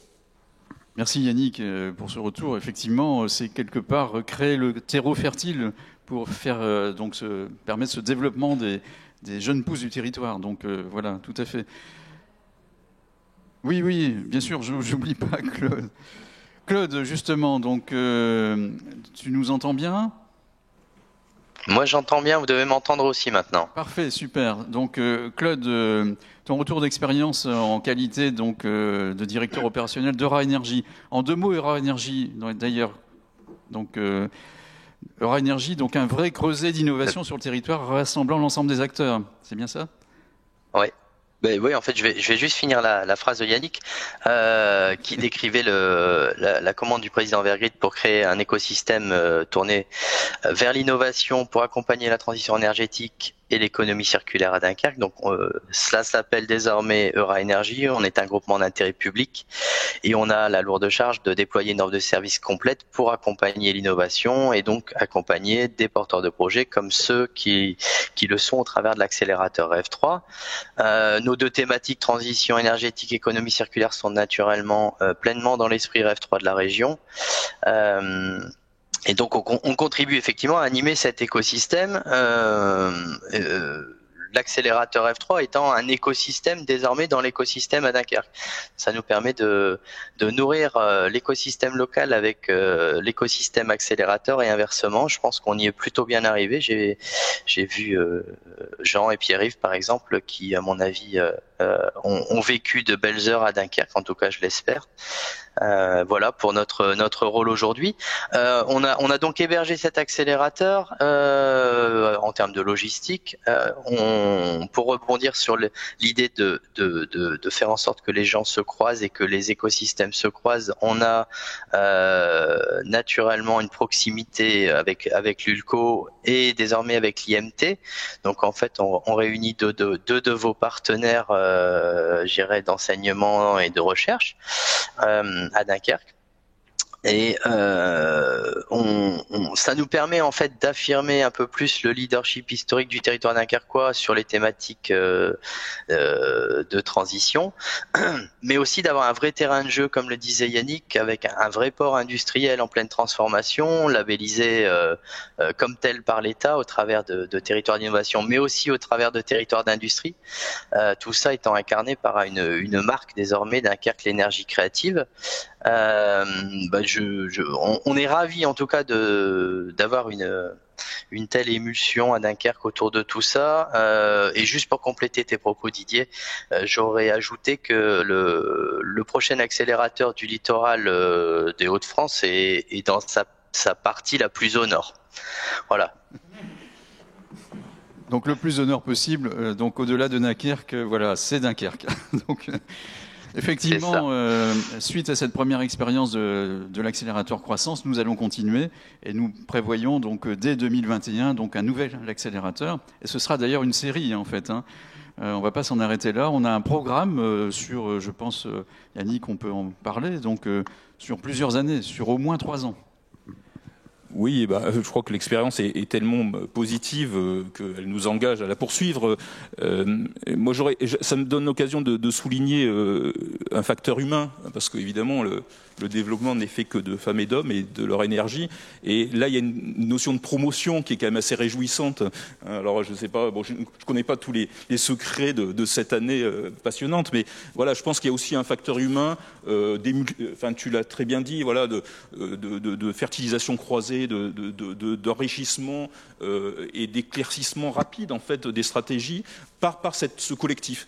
Et puis, je me permets quand même de signaler aussi que le facteur humain, c'est aussi Didier, Caroline, qui sont quand même, je ne parle que ceux que je vois régulièrement, mais je pense que toute l'équipe des accélérateurs, je pense qu'ils ont un savoir-faire et une énergie, une mobilisation qui est en tout point remarquable. Merci, et c'est vrai, tu l'as dit à l'instant, donc on forme un véritable collectif. En fait, il y a donc un trio gagnant-gagnant sur le territoire, donc la collectivité qui accueille l'accélérateur, qui fait converger l'accélérateur avec sa stratégie de développement économique, donc l'université, donc l'enseignement supérieur, la recherche, et évidemment des partenaires donc experts des différentes dimensions de la création d'entreprises. Tout ça, bien sûr, au service pour booster en fait nos jeunes pousses. Voilà, donc, et des centres d'expertise, donc, comme Eura Énergie, qui mobilisent l'ensemble donc, des sujets, des thématiques de transition sur le territoire. Donc, voilà, je pense qu'on a fait le tour de ce plateau. Alors, Louis-Philippe Lervac, président de la commission REF 3 régionale et président de la CCI Grand Lille. Louis-Philippe, ton regard sur les accélérateurs, tu as été à l'origine avec nous des accélérateurs, des tout premiers. Maintenant, effectivement, tu nous accompagnes dans la durée. Ton regard sur l'expérience que l'on vient de décrire ici à Dunkerque, gagnant sur tous les plans. En fait, les intervenants ont décrit, je pense, 3 facteurs clés de réussite de ce dispositif accélérateur F3. Le premier, c'est qu'à chaque fois, il va s'ancrer dans un territoire, il va venir se pluguer dans un écosystème existant que vous avez tous ensemble finalement petit à petit décrit. Et ça, c'est éminemment important. Deuxième facteur clé que j'ai identifié dans vos propos, c'est le lien avec le monde de l'enseignement et de la recherche. À la fois sur la fraîcheur qui peut être apportée par les étudiants, les réflexions, etc., mais également les capacités des établissements à mobiliser également des équipes de recherche qui vont pouvoir appuyer les personnes à accompagner dans les porteurs de projets accélérateurs F3. Et puis, il y a le partenariat financier, les outils qui peuvent être apportés, très concrets, qui font qu'au-delà de cet accompagnement, on a aussi la possibilité de mettre le coup de pouce financier qui va bien avec un crédit coopératif qui s'investit vraiment complètement dans le système. Et voilà, moi j'ai noté ces trois points particuliers dans vos propos. Merci Louis-Philippe pour ce regard et cette conclusion sur cette troisième table ronde consacrée au focus donc partenariat gagnant-gagnant sur le territoire. Merci à vous tous pour votre coopération et puis à très bientôt, donc Yannick et donc Claude et aussi bien sûr nos amis de l'UNCO pour et tout le monde, hein, voilà, bien sûr le coopératif, pour donc l'accélérateur, nouvel accélérateur à Dunkerque début 2021. Merci à tous. Et si, donc pour ceux qui sont en ligne, nos internautes, parmi vous, il y a des responsables de collectivités territoriales. Vous l'avez vu, en fait, hein, donc le partenariat est véritablement gagnant-gagnant sur le terrain. Donc n'hésitez pas à nous contacter. On est à votre disposition aussi pour voir comment créer les conditions d'un accélérateur sur votre territoire. Cette dimension territoriale, territoire d'implantation, on va un petit peu l'approfondir encore. Alors Yannick, tu peux rester avec nous, hein, donc, mais également j'accueille Benjamin Coutrel de la métropole européenne de Lille. Bienvenue Benjamin, donc Louis-Philippe toujours avec nous. Donc quatrième sujet ce matin, donc les territoires d'implantation. Alors on en a déjà un petit peu parlé avec Yannick, évidemment. Donc le territoire d'implantation, c'est véritablement la clé de l'accélérateur. Donc ce qui permet en fait de réunir l'ensemble des composantes qui vont faire le succès de l'accompagnement pour les jeunes entreprises. Alors peut-être... Donc Caroline, je n'ai pas oublié d'intervenant. On est tous les quatre, oui, parce que... Voilà. Donc on me demande de jouer le double rôle animateur et bon, voilà. Donc pour l'instant, je suis animateur. Voilà. Donc l'AMEL, Métropole européenne de Lille. Alors vous êtes engagé fortement dans la relance donc économique des territoires, de votre territoire. Vous soutenez également les accélérateurs et d'ailleurs nous avons pas plus tard qu'il y a donc 2 semaines maintenant réuni le grand jury donc accélérateur de la nouvelle promotion de l'accélérateur MEL. On les présentera juste après, hein, donc ce sera en exclusivité ce matin ici sur le World Forum. Alors votre approche des accélérateurs, pourquoi un accélérateur sur la MEL? Qu'est-ce qui motive finalement la MEL, l'ensemble des équipes, l'ensemble des élus à y aller pour ce nouvel accélérateur? Alors, il y a plusieurs raisons derrière cette volonté d'accueillir un accélérateur sur le territoire métropolitain. Alors déjà, une des premières raisons, c'est que la MEL est très engagée effectivement sur le volet de la création d'entreprises, donc avec un écosystème justement dédié à la création d'entreprises. On connaît nos sites d'excellence qui sont dédiés sur des filières spécifiques avec Euratechnologie, avec un certain nombre de sites d'excellence qui permettent d'incuber, d'accélérer un certain nombre de projets. On a aussi les ruches d'entreprises métropolitaines, justement, dans lesquelles on va accueillir des porteurs de projets, des créateurs d'entreprises, et justement on participe justement de cette accélération aussi de leurs projets. Et il nous semblait que justement il nous manquait quelque chose sur le territoire métropolitain, et justement sur cette transformation que peut amener un accélérateur comme REV3, ça nous paraissait important de pouvoir nous engager dans ce type d'accélérateur, d'autant plus que la relance économique qu'on a souhaitée avec un certain nombre de mesures qui ont été prises, des mesures d'urgence, des mesures de relance, aujourd'hui nous sommes encore en train de gérer l'urgence avec ces ensembles de mesures-là, mais nous souhaitons d'ores et déjà rentrer dans le temps d'après, celui de la transformation économique du territoire. Et justement, de ce point de vue-là, l'accélérateur REV3 est un très très bel outil, et on voit le succès des accélérateurs sur le territoire régional, et donc on a souhaité justement s'engager dans cet accélérateur pour pouvoir l'accueillir sur les ruches d'entreprise de la MEL. Alors effectivement, merci. Donc vous l'avez dit, Benjamin, l'accélérateur, c'est un programme donc de coaching pendant 6 mois, donc qui est très complémentaire aux ruches d'entreprises existantes, aux incubateurs d'entreprises. On est véritablement en synergie donc avec les acteurs déjà présents sur la création d'entreprises en Hauts-de-France. Donc, alors cet accélérateur, c'est le premier du genre ici, voilà. Donc, comment vous le mettez aussi en perspective dans finalement ce grand enjeu de transition en fait du territoire de la MEL, qui est bien engagé, puisque sur la MEL on a par exemple, enfin je ne vais pas tous les citer, voilà, mais Roubaix sur les zéro déchet, on a donc un vrai projet aussi, un axe fort sur le biométhane également, donc dont on parlait tout à l'heure. Il y a aussi donc l'agriculture urbaine, par exemple, il y a la mobilité, il y a plein d'enjeux. Comment vous croisez ces enjeux avec les accélérateurs ?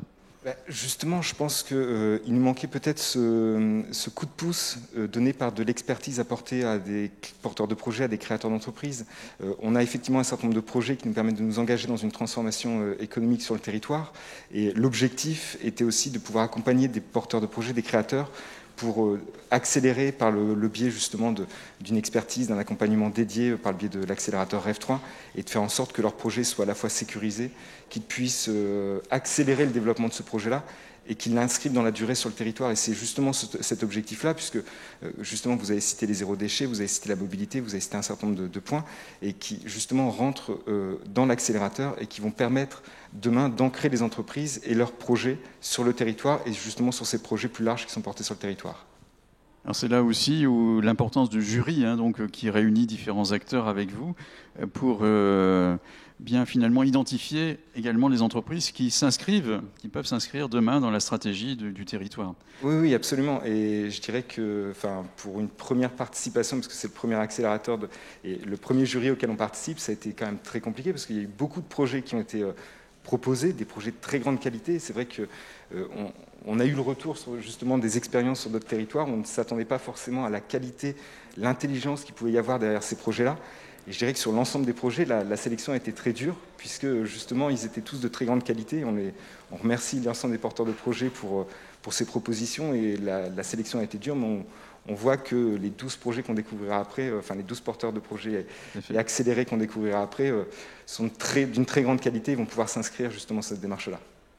Merci Benjamin pour ce témoignage. Alors Yannick, je reviens vers toi. On a déjà effectivement lors de la séquence précédente parlé de l'accélérateur de Dunkerque qui va se poursuivre avec un programme. Quels éléments complémentaires tu pourrais apporter sur ta vision accélérateur, l'importance de cet accélérateur dans la stratégie? On a déjà un petit peu parlé, mais tu as certainement encore des choses à dire. Oui, peut-être compléter aussi, en insistant sur le rassemblement de toutes ces ressources mises à disposition des projets. Alors, tu as parlé à juste titre de l'aspect financier, parce que évidemment, c'est un des aspects importants, parce qu'il faut donner les moyens nécessaires et suffisants pour que le porteur de projet, l'entreprise, puisse relever les challenges qui se présentent devant elle. Et plus le projet est intéressant et ambitieux, plus les besoins sont importants. Donc là, en bonne logique d'ingénierie financière partenariale, voilà, il y a des outils qui peuvent être mobilisés localement. Nous, on a un certain nombre d'actions locales articulées avec la région qui permettent de donner des impulsions. Mais évidemment, l'idée, c'est d'être en pleine synergie avec les outils régionaux, y compris les plus originaux, comme le fonds REV3, comme évidemment nos partenaires, BPI en particulier. Et ça permet effectivement de rassembler, de repérer aussi, parce qu'on est sur un processus itératif, de repérer les trous dans la raquette. C'est aussi de créer des opportunités de marché, parce que aider la structuration financière est essentielle. Mais le challenge pour une entreprise, pour toute entreprise, c'est de trouver des marchés. Alors, et je trouve que c'est extrêmement intéressant, parce que nous, on se donne aussi comme mission territorialement d'explorer la possibilité de trouver des marchés, alors soit publics, soit privés, parce que évidemment les territoires et les écosystèmes industriels présentent des opportunités. Des opportunités, c'est aussi des besoins non couverts, qui permettent à la fois d'explorer le potentiel de l'innovation et en même temps de défricher des marchés et de se créer des références et accessoirement du chiffre d'affaires, ce qui est toujours précieux. Et les collectivités, tu l'as évoqué, Didier, en parlant de la MEL, et voilà, nous aussi, voilà, on a plein d'enjeux, et je dirais que les collectivités ont de plus en plus d'enjeux liés à la transition notamment, et qui doivent faire l'objet d'innovation.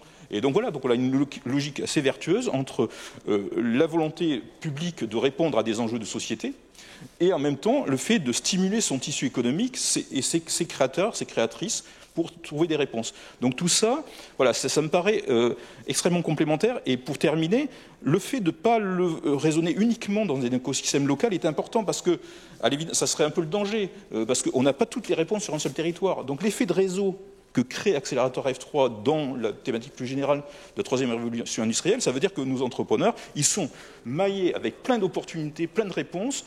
Et voilà, et l'idée, c'est d'avoir aussi une réciprocité, c'est qu'on puisse aider des projets qui naissent ailleurs en région, et inversement, en sollicitant ces compétences, et inversement pour nos propres projets. Et il se trouve que symboliquement, on a un accord de partenariat depuis 2 ans entre la MEL et la CUD, la communauté urbaine de Dunkerque, justement pour développer ces synergies économiques. Mais évidemment, ce raisonnement, il vaut pour l'ensemble de la région, bien évidemment. Merci Yannick. Effectivement, cette dimension donc, de partenariat aussi entre donc, les grands territoires qui accueillent ces accélérateurs est fondamentale, puisque tu l'as indiqué à l'instant, donc la collectivité territoriale elle-même donc, porte des projets. Donc elle a besoin elle initie un certain nombre de dynamiques de développement économique sur le territoire. Et tous ces projets ont besoin en fait de compétences également locales. Et si elles ne sont pas locales, on peut les trouver dans d'autres territoires. Et ce maillage est véritablement essentiel et au cœur de REF 3.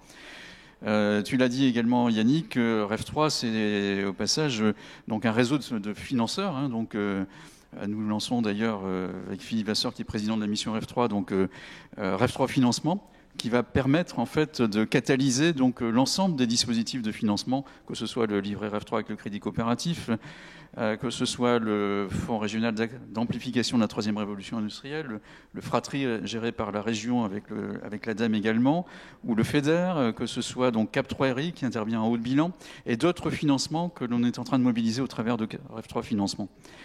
Voilà, alors Louis-Philippe, donc ton regard également sur ce partenariat avec les territoires. Alors je rappelle au passage, évidemment c'était un petit peu difficile ce matin de rassembler, voilà on est un petit peu en because Covid, mais parce que aussi donc timing très serré, donc merci également aux autres territoires hein, donc, qui nous ont accompagnés depuis le début, aux élus de ces territoires, aux techniciens, notamment je pense à la communauté urbaine d'Arras, la communauté urbaine donc à Grand Calais-Terre-et-Mer, pardon, à la communauté d'agglomération Lens-Liévin, donc, et bientôt la CAD, hein, communauté d'agglomération Douaisis, puisque nous lançons un nouvel accélérateur avec Douai. Donc Louis-Philippe, ton regard sur ce partenariat gagnant-gagnant entre les territoires qui accueillent les accélérateurs, la CCI et l'ensemble des acteurs économiques qui contribuent aux accélérateurs. Il m'apparaît en fait que durant ces différents temps d'intervention, on a pu mettre en valeur le fait que l'écosystème REF 3, c'est la force d'un collectif réuni au service des porteurs de projets et des territoires. Et ça, c'est bien sorti dans ce dernier temps d'échange. Parce qu'on a su mettre autour de la table finalement toute une série d'acteurs qui vont permettre aux porteurs de projets de trouver les interlocuteurs, les réponses à pratiquement toutes leurs questions. Il y a une dimension territoriale qui est importante, et ça vous l'avez bien illustré, parce que la transition écologique, énergétique, économique, elle va se faire avec des entreprises qui apportent des solutions. Le territoire cherche des entreprises qui pourraient apporter des solutions, et on va les trouver avec ces porteurs de projets dont beaucoup nous ont rejoints et vont bientôt prendre la parole. Petit coucou au passage. Et ces porteurs de projets, comme vous l'avez bien illustré aussi, ont besoin de trouver des marchés, ont besoin d'avoir leur première commande quelquefois. C'est vraiment très important quand on développe une nouvelle prestation, un nouveau produit, d'avoir finalement le territoire qui nous fait confiance et qui nous passe sa première commande. Ça, c'est très précieux pour l'ancrage territorial aussi par la suite, la fidélité, etc. Et on en a vraiment besoin quand on développe une entreprise. Et je pense que cet écosystème qui associe donc les territoires qui coportent, à chaque fois il y a le territoire hein, qui donc ont ici donc la MEL et la communauté urbaine de Dunkerque qui vont coporter l'accélérateur dans leur territoire. Il y a les mentors, ça c'est très important, hein, ces chefs d'entreprise ou qui viennent participer et orienter, challenger les projets des accélérés. Il y a les partenaires financiers, hein, tu as évoqué Didier REF 3 Financement, donc là effectivement Philippe Vasseur a souhaité réunir finalement au niveau d'un seul interlocuteur, si on peut s'exprimer ainsi, toutes les solutions de financement, subventions, prêts très classiques, haut de bilan, tout ça réuni dans ce REF 3 Financement avec 100 millions d'euros apportés par la région de France. Hein, c'est la dimension transition énergétique et écologique du plan de relance régional qui se traduit à travers REF 3 Financement. Et il y a également, et vous l'avez bien expliqué également, la mise en réseau. Le fait que les porteurs de projets vont être mis en réseau dans un écosystème, et ça fait vraiment partie de ce qui est très important. Et je crois que, on verra ce que nous diront les porteurs de projets après, mais je crois que là, on a vraiment quelque chose. On a quelque part le fameux guichet unique avec une capacité d'accompagnement global du porteur de projet. Et je me disais en vous écoutant que, tiens, on pourrait peut-être s'en inspirer pour accélérer les projets des entreprises. Je pense qu'il faut qu'on réfléchisse à ça parce que actuellement, les entreprises ont de nombreux dispositifs d'accompagnement et de financement. C'est toujours très difficile d'aller chercher le bon, de monter les dossiers, etc. Je crois qu'il faut qu'on y réfléchisse. Merci pour ton intervention. Et effectivement, tu l'as rappelé, révélé aussi. Le fait pour la jeune pousse d'être au contact de grandes collectivités, c'est aussi un challenge parce que on le voit dans les profils des jeunes pousses, beaucoup s'adressent au marché public finalement. Donc, puisqu'on parle de mobilité, on parle d'efficience énergétique, on parle effectivement. Donc, avoir ce challenge avec une grande collectivité qui est partenaire de l'accélérateur. Et si la jeune pousse peut développer finalement un projet pilote, un démonstrateur, finalement mettre au point des solutions innovantes sur le territoire d'implantation, ensuite elle sera plus à même encore d'exporter finalement dans d'autres régions ce savoir-faire, et ça sera un super moteur pour son développement quelque part. Merci à vous trois. Alors on va passer maintenant donc à la dernière séquence de cette matinée. Alors une séquence exceptionnelle puisque vous ne les avez pas encore vues. On va vous les faire découvrir, donc la nouvelle promotion de l'accélérateur de la métropole européenne de Lille, donc lancé avec la MEL. Alors là, je vais passer le micro à Caroline. On va vous faire passer donc par... vous êtes 12, c'est ça donc 12, voilà. Donc, mais vous serez ce matin 11, parce que évidemment, tout le monde aussi un excusé. Merci à vous trois.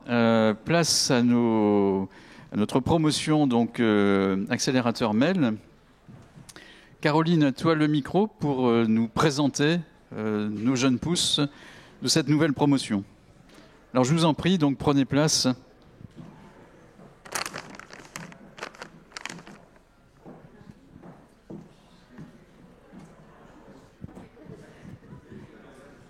Merci Didier. Installez-vous, allez-y.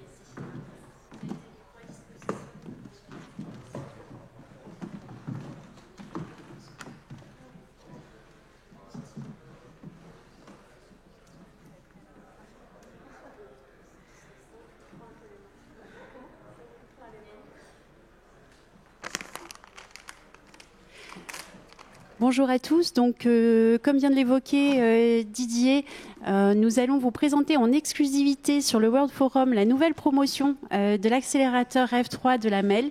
Nous sommes ravis de vous les présenter. Ils vont donc pitcher en 1 minute chacun, environ 1 à 2 minutes, leur projet et leur motivation à rejoindre l'accélérateur F3. J'ai la chance de présenter cette nouvelle promotion avec Marine Royer, manager des ruches de la MEL, qui va se présenter elle-même. Et voilà, je suis ravie de notre future collaboration. C'est un peu le fil rouge de toute la présentation que vous avez eue depuis ce matin et nos partenariats. Et je suis ravie de partager ça avec Marine aujourd'hui. Merci Caroline. Moi je suis ravie également parce que c'est une première également donc pour la MEL d'intégrer cet accélérateur F3. Donc moi je suis manager de la ruche de Tourcoing et la ruche d'Armentières, donc des ruches d'entreprise. Au sein de la MEL, il faut savoir qu'on a 4 ruches. Donc on a également une ruche à LM, vous avez passé le comité d'agrément, et également une ruche à Armentières. Voilà, donc aujourd'hui, nous, la vocation des ruches, ça va être justement d'accompagner et de proposer un hébergement à des porteurs de projets, mais également à des entreprises qui vont être en création ou en développement. Et par ce même biais, en fait, vous allez être intégré donc, au sein de la ruche de Tourcoing. Donc on va vous mettre à disposition un bureau, en fait, c'est un bureau, un espace de coworking. Donc chacun aura votre bureau, enfin voilà, vous aurez chacun votre bureau, votre propre espace. Vous y aurez accès 24 heures sur 24, 7 jours sur 7. Enfin, voilà. Le but, c'est que vous soyez vraiment intégré au sein de cette ruche d'entreprise. Cet écosystème. Pourquoi ? Parce qu'il y a à la fois il y a une trentaine déjà d'entreprises au sein de la ruche de Tourcoing et vous allez aussi pouvoir être intégré au sein des 3 autres ruches. Le but, c'est aussi de vous faire participer aux ateliers thématiques qu'on met en place 1 fois par mois dans les ruches.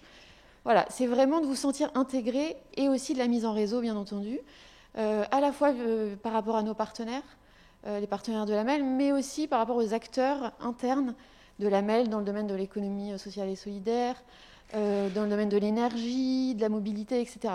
Donc, on veut vraiment vous faire bénéficier, en tout cas, de tous ces apports, à la fois en interne, mais aussi en externe. Donc, bienvenue, et on a hâte de démarrer, en tout cas, la semaine prochaine pour le séminaire de lancement. Merci Marine. Donc, Marine également. Ophélie et Eric, nous allons vous écouter si vous voulez bien nous présenter vos entreprises et vos motivations à rejoindre l'accélérateur F3, s'il vous plaît. Bonjour à tous, donc, je m'appelle Ophélie Van Bremersch et je suis la fondatrice de Lunettes de ZAC. En France, on est 71% à porter des lunettes et il y a plus de 100 millions de lunettes qui restent au fond de nos tiroirs, donc c'est très certainement le cas pour les personnes qui sont dans le public.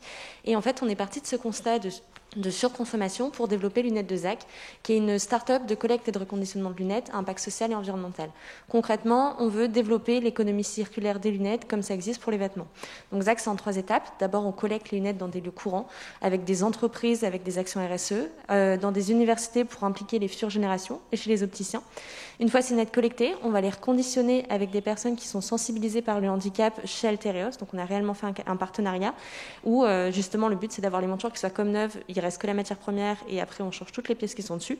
Et une fois que cette lunette est reconditionnée et comme neuve, on la remet sur le marché, donc à moindre coût pour que ce soit accessible à tous et à impact social et environnemental. Et pour ça, donc pour l'instant, on distribue notamment tout ce qui est solaire, etc. en ligne. On commence à distribuer auprès des opticiens, mais notre objectif pour notamment avoir un minimum d'intermédiaires, c'est à partir de mars. Donc là, on est encore en phase test auprès de nos opticiens, etc. On est notre propre boutique pour distribuer au plus grand nombre les boutiques, donc les lunettes, donc sur l'île, pour que ce soit accessible aux Lillois et aux alentours. Merci Ophélie. Du coup, on passe la parole à Marine et Mathilde pour présenter leur projet. Donc bonjour, je m'appelle Mathilde, voici Marine. Nous sommes les fondatrices de l'atelier Les Coquettes. Marine et moi sommes passionnés de couture. On a vite remarqué en démarrant que c'était pas forcément facile de réaliser un projet couture. Entre la difficulté de rassembler l'ensemble du matériel et le manque de connaissances techniques, la machine à coudre finissait bien souvent au fond du placard. C'est comme ça que nous avons eu l'idée de créer les kits prêts à coudre. Parfaitement adaptés aux débutants. Ils contiennent l'ensemble des éléments nécessaires à la réalisation d'un projet couture. Il n'y a plus qu'à assembler.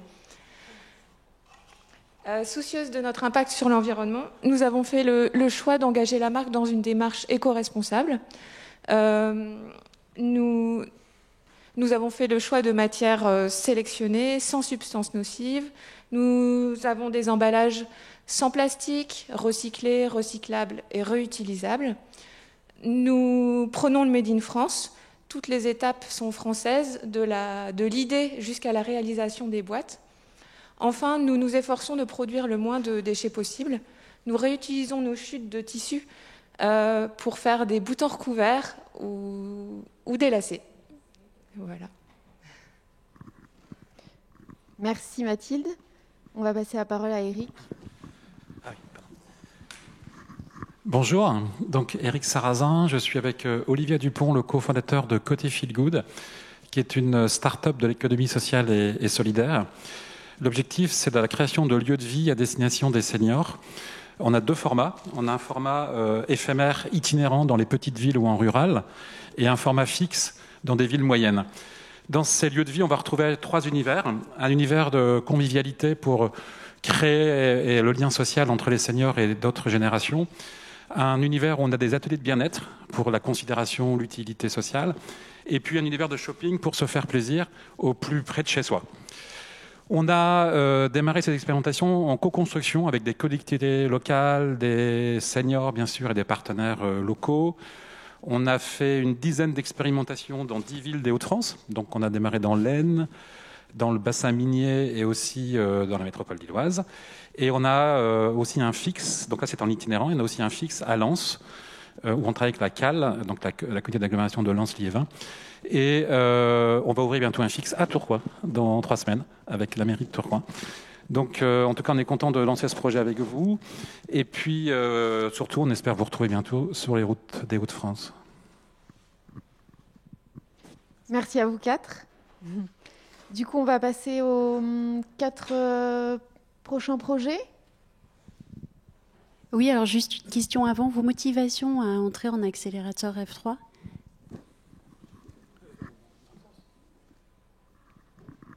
En fait, on connaissait la marque Rêve3 et ses piliers. Et quand on a entendu parler de l'accélérateur, on est allé voir un peu en quoi ça consistait. Et on s'est dit vraiment, bingo, c'est pour nous. Parce que, on cherche vraiment à avoir un regard extérieur à notre projet, parce que quand on démarre, on est un peu seul avec ses idées. Comme Louis-Philippe le disait tout à l'heure, c'est vrai qu'il y a plusieurs types d'intervenants, enfin d'organismes qui proposent des choses, mais on est un peu perdu, on ne sait pas où aller. Donc là, on s'est dit ça va regrouper pas mal de choses. Après, on était aussi assez intéressés par le fait d'être un petit groupe d'entrepreneurs avec les mêmes valeurs, et du coup de faire partie de la dynamique d'un groupe et de proposer des choses et de bénéficier aussi du regard des autres qui sont un peu dans le même développement que nous. Et après, on s'est dit aussi que la marque Rêve 3, c'était quand même une belle vitrine et qu'on serait quand même assez fiers de pouvoir la porter au travers de notre projet. Merci. Du côté de l'équipe de lunettes de ZAC, donc en fait, une chose qui est hyper importante, on trouve quand on lance une entreprise, c'est d'être connecté avec des personnes qui ont des valeurs et qui ont le même réseau. Du coup, et c'était vraiment ça. En fait, on a, notamment après le confinement, on a décidé de pivoter, et notamment pour ce projet de pop-up store, pour être accessible au plus grand nombre. Et en fait, on s'est dit que c'était le moment d'être vraiment accompagné de façon plus poussée pour vraiment en fait développer au mieux ce projet. Et c'est pour ça qu'on a choisi Rêve 3, donc déjà pour les valeurs, et aussi parce que c'est un projet, enfin une institution qui est ancrée dans la région. Et c'est quelque chose qui est hyper important pour nous parce que c'est là où on veut le porter. Et du coup, un réseau qui comprendra et qui sera aussi nous accompagner parce que c'est des experts qui sont très, très pertinents. Merci Ophélie. Eric, un avis ? Alors nous, on souhaite vraiment aussi intégrer la dynamique territoriale de Rêve 3 parce qu'on souhaite se développer dans l'ensemble des Hauts-de-France. Donc je pense que ça peut être un excellent relais. Ensuite, on a un business model qui est un petit peu innovant et on souhaite vraiment être super challengé par rapport à ça. On a besoin d'avoir de l'enrichissement externe. On veut aussi mesurer l'impact, donc c'est un impact social, sociétal, donc comment on peut être aidé là-dessus. Et puis bien sûr développer des synergies avec les autres projets. On en parlait déjà ce matin avec les ateliers des coquettes. Il y a plein de choses à faire ensemble et je pense que ça peut être bien. Et puis surtout donner de la visibilité à notre projet. Merci beaucoup Eric. Merci à vous quatre. Donc pour rappel, fondatrice des lunettes de ZAC, pour Ophélie, Marine et Mathilde, donc les ateliers des coquettes, et Eric pour côté Feel Good. Merci à vous quatre, à très bientôt, à la semaine prochaine d'ailleurs.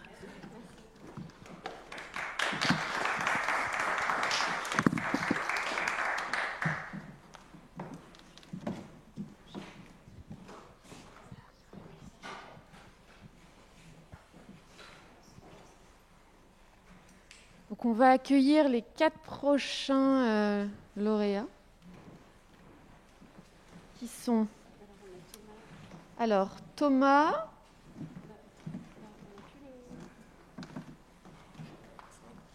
non,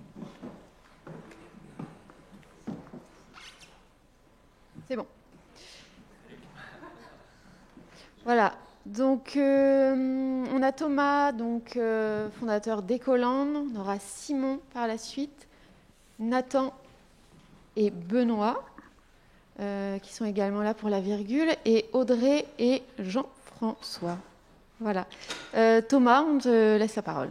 Ok. Bonjour à tous. Moi, je suis venu pour vous présenter Ecoland. Donc, Ecoland, c'est une réponse à une crise systémique majeure qui est en train d'arriver partout sur la planète. Je parle de la 6e extinction de masse et du réchauffement climatique. Donc, notre société a besoin de nouvelles pistes de développement, axées principalement sur la résilience. Nous allons expérimenter cette nouvelle forme de possibilité sur un site d'1,2 hectare au cœur de la nature face à un lac à moins d'1 heure de l'île. Il s'agit donc d'Ecoland, un tiers-lieu, un pôle touristique où on pourra tester une dizaine d'hébergements insolites et innovantes, une micro-ferme équipée d'une pépinière d'entreprise, un pôle pédagogique où il y aura un laboratoire de recherche axé sur les low-tech.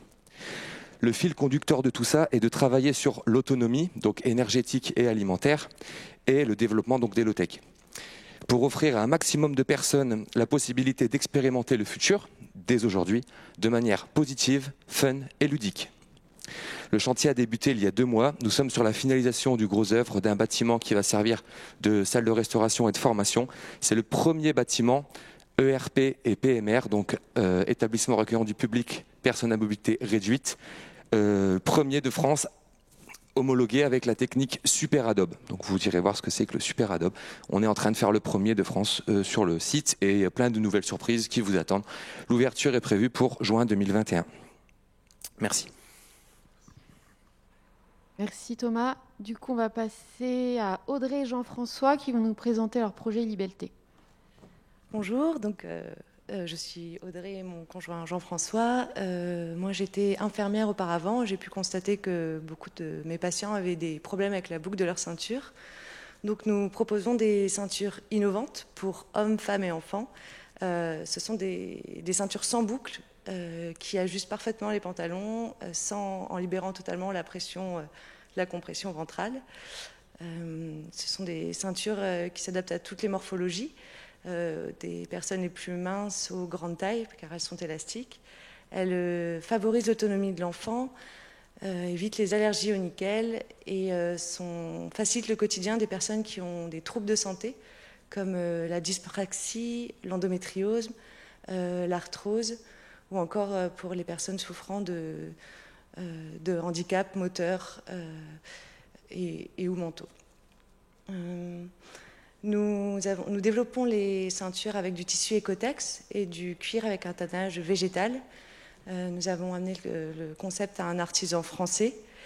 Et c'est les ateliers Maléco à Armentières qui s'occupent de la logistique et des envois. Voilà, nous sommes dans quelques concept stores, mais nous sommes principalement sur le web, sur une boutique, notre boutique libelté.com. Voilà. Merci Audrey. Et donc on va passer à Nathan et donc Benoît pour la virgule. Merci. Bonjour, je m'appelle Benoît Gourlet et avec Nathan Douillard, on a créé La Virgule. La Virgule, c'est quoi? C'est une marque de bagagerie upcyclée. Notre mission à nous, c'est de rendre le monde du sport et de l'outdoor circulaire, parce qu'aujourd'hui, toutes les matières techniques en fin de vie, parce que les assemblages sont très complexes, sont souvent enfouis ou incinérés. Donc on intervient à deux niveaux. Le premier, c'est la collecte. On récupère chez les grands acteurs du sport et de l'outdoor les produits en fin de vie. On vient les trier, les découper, les laver, en faire un stock de matières premières. Le deuxième niveau sur lequel on agit, c'est la création de sacs à dos et de sacoches vélo à partir de ce stock de matières premières. Là, le but, c'est de permettre à chacun de s'équiper avec des produits responsables, mais qui ont un impact environnemental qui est minime. Bonjour, donc là on vous a ramené deux petits exemples. Celui-là c'est à partir de kayak gonflables défectueux. Et là en exclusivité vous avez un des produits que vous pourrez avoir à Noël qui est fait à partir de toiles de Zodiac. Donc on a essayé de garder le code couleur de l'événement, donc vous nous direz la couleur de l'année prochaine, qu'on puisse faire une édition en avance. Et Benoît vous a parlé d'upcycling. L'idée aussi c'est demain d'aider les marques en amont à mieux designer leurs produits, etc., pour qu'on puisse les valoriser demain. C'est vraiment ça la circularité, c'est penser la fin, mais tout au début.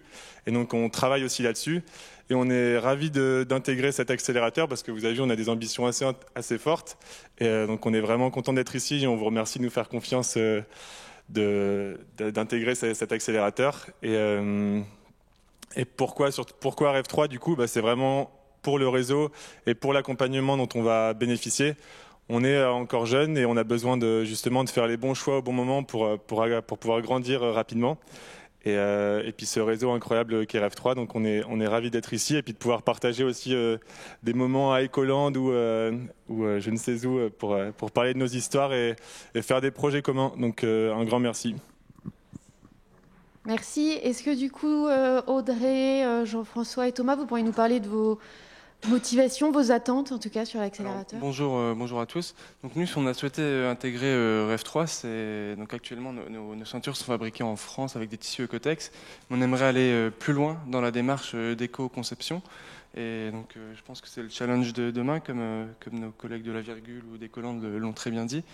Et on aimerait être accompagnés pour biosourcer nos textiles qui aujourd'hui ont besoin de répondre à une contrainte d'élasticité. Et donc on cherche à trouver ces compétences afin d'intégrer l'upcycling, proposer une gamme vegan et voilà, biosourcer nos tissus essentiellement. Donc on veut aller plus loin dans cette éco-conception et on est en recherche de compétences et c'est en ça que le réseau Rêve 3 va pouvoir nous aider. Et on vous remercie de nous avoir acceptés au sein de cet écosystème. Merci à vous. Et Thomas?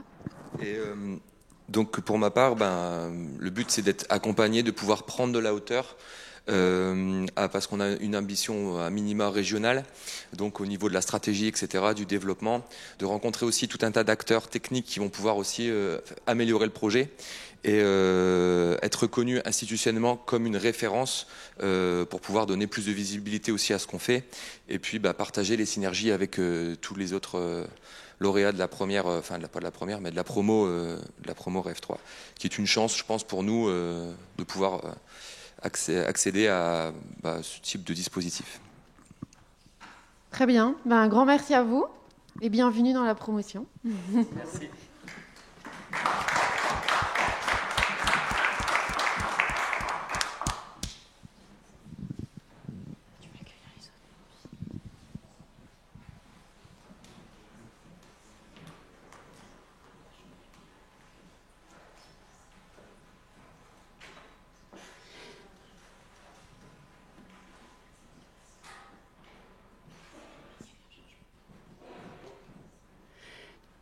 Donc, nous allons accueillir maintenant, venez.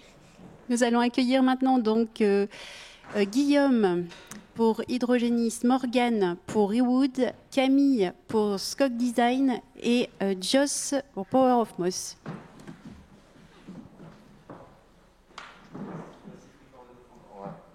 Pardon. Il y a eu un changement. Donc, effectivement, nous avons. Je suis désolée pour tous les moves. Donc Simon, pardon, pour Flipper le Dauphin, pardon. À vous donc à vos pitchs.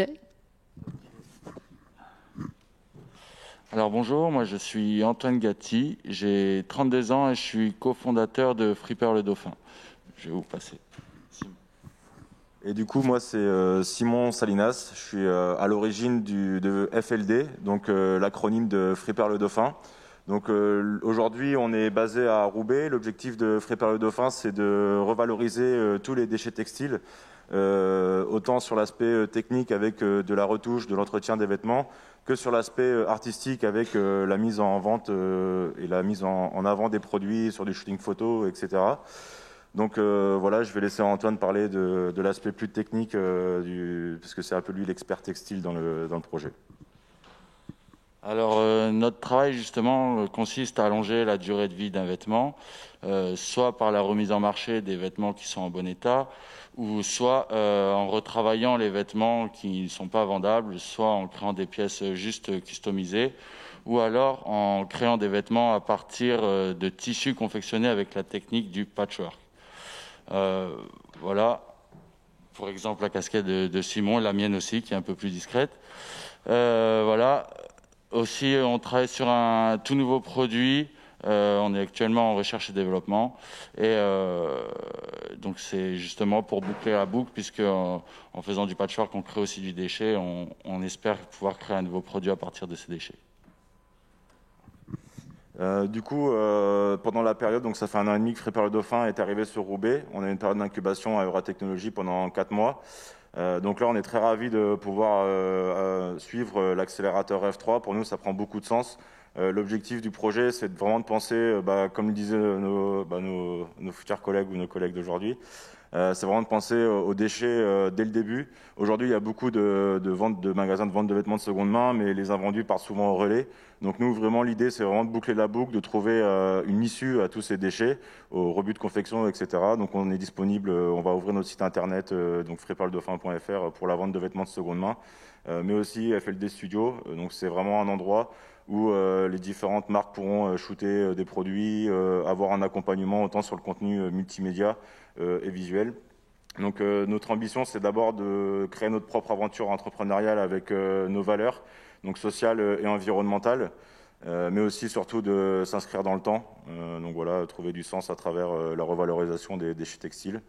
Donc notre ambition, pourquoi Rêve 3 ? Donc vraiment l'idée, c'est d'être accompagné par des experts, trouver une certaine légitimité, parce que moi je suis pas du tout issu du milieu du textile, et surtout partager des retours d'expérience avec des entrepreneurs engagés. C'est vraiment ce qu'on va venir chercher à Rêve 3. Donc voilà. Merci. Merci à vous deux, merci beaucoup.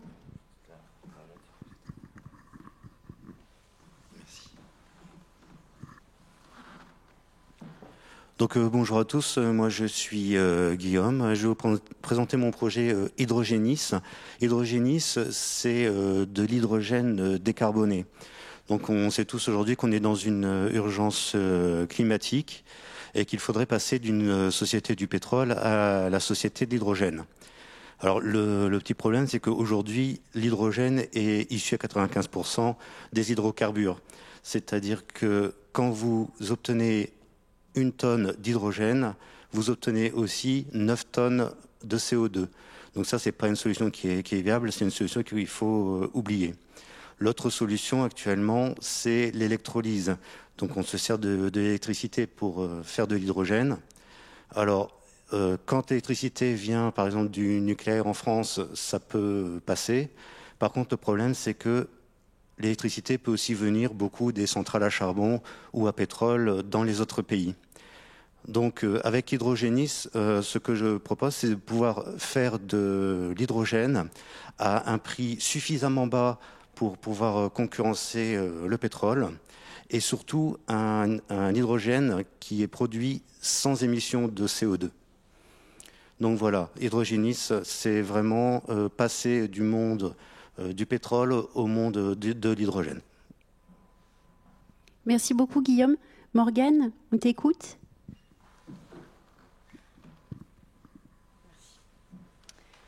Bonjour, donc moi c'est Morgane Croquelois, je vous présente le projet Rewood. Donc actuellement il y a 14 millions de tonnes de déchets bois qui sont produits chaque année en France par les PME, les PMI et les industries. Pour ces entreprises, c'est des coûts en termes de stockage, de main-d'œuvre et de transport. Surtout, ces entreprises ont envie d'avoir un impact positif en lien avec les enjeux environnementaux, climatiques et les réglementations. L'objectif de Rewood est de mettre en place et d'aider ces entreprises à avoir les moyens de mettre en place un processus de revalorisation des déchets bois. Entre des entreprises qui ont des déchets bois et qui ne savent pas quoi en faire, donc ce sont des fournisseurs, et des entreprises qui vont savoir les réutiliser, les transformateurs. Donc Rewood va être une marketplace qui va mettre en relation ces entreprises. Donc, grâce à ce site d'achat et vente en ligne, elles pourront également choisir des fonctionnalités qui vont permettre de gérer les déchets au sein de leurs équipes, également améliorer leur empreinte carbone et être conseillées vers de l'innovation autour de l'économie circulaire. Voilà. Donc l'incubateur et l'accélérateur F3, pour Rewood, c'est en fait l'occasion de rencontrer de futurs partenaires qui ont envie de co-construire le projet Rewood. Je suis en phase de prototypage, vous pouvez aller voir sur le site rewood.green. Donc il y a vraiment encore des portes ouvertes pour co-construire ce projet. Je recherche aussi bien également des partenaires au niveau des directeurs d'exploitation, des responsables RSE, des responsables environnementaux, également des parties prenantes dans les collectivités. Donc vraiment, je suis à l'écoute de toutes les questions ou des problématiques que nous pourrions résoudre ensemble. Et puis également, je suis à la recherche de futurs associés, d'une équipe également qui serait aussi bien des experts au niveau du matériau bois, au niveau de l'environnement et puis également au niveau de la filière bois-forêt. Donc vraiment, c'est l'occasion de construire avec REV3 un outil numérique pour permettre à ces entreprises d'avoir un impact positif, économique et environnemental sur les territoires. Voilà, merci. Merci beaucoup Morgane. Camille ? Alors bonjour, moi c'est Camille Crépin, donc fondateur de Skog Design, une maison de création et d'édition de mobilier engagé. Alors moi, mon projet, il est né d'un constat que je me suis fait sur le mobilier qui nous entoure et qui est souvent composé en fait de matériaux nocifs, fragiles et difficiles à recycler. Et résultat, en fait, c'est 2 millions de tonnes de déchets qui sont produits par cette industrie en France et des millions de foyers aussi qui sont pollués par l'air ambiant, notamment à cause des cols et des vernis contenus dans ces meubles. Et donc, avec Skog, en fait, on va apporter des solutions plus raisonnées, plus saines et plus responsables pour aménager nos intérieurs. Et donc, en fait, on développe nos collections autour de l'éco-conception. En fait, on essaye d'optimiser le cycle de vie des produits et limiter au maximum leur empreinte carbone. Et on innove aussi, notamment en utilisant des nouveaux matériaux biosourcés et recyclés, encore très peu utilisés sur le marché. Donc voilà, aujourd'hui, le projet est vraiment avancé. J'ai perdu. Peut-être les motivations à rentrer en accélérateur. Oui, alors je tenais aussi à dire aussi que SCOG, en fait, c'était une mission, c'était aussi celui de reconnecter l'homme à la nature, notamment à la forêt, en fait, qui est trop peu respectée. Et justement, SCOG veut défendre ce patrimoine en financement via ses bénéfices des programmes de reboisement, en fait. L'accélérateur REF3, oui, déjà, je tenais à dire que j'étais fier d'appartenir à cette nouvelle promo. Justement, ça va être un booster pour notre projet. Il va permettre de vraiment pouvoir accélérer les choses, enrichir son réseau, renforcer sa stratégie, etc. Et je pense aussi que ça va permettre de créer des synergies. Là, je pense notamment au projet de Morgane, avec lequel je pense qu'on aura beaucoup de choses sur lesquelles échanger. Voilà, merci. Merci beaucoup Camille. Joss, Power of Moss. Merci beaucoup. Bonjour à tous, donc je suis ravi d'être là, je m'appelle Joss, je suis le cofondateur de Power of Moss.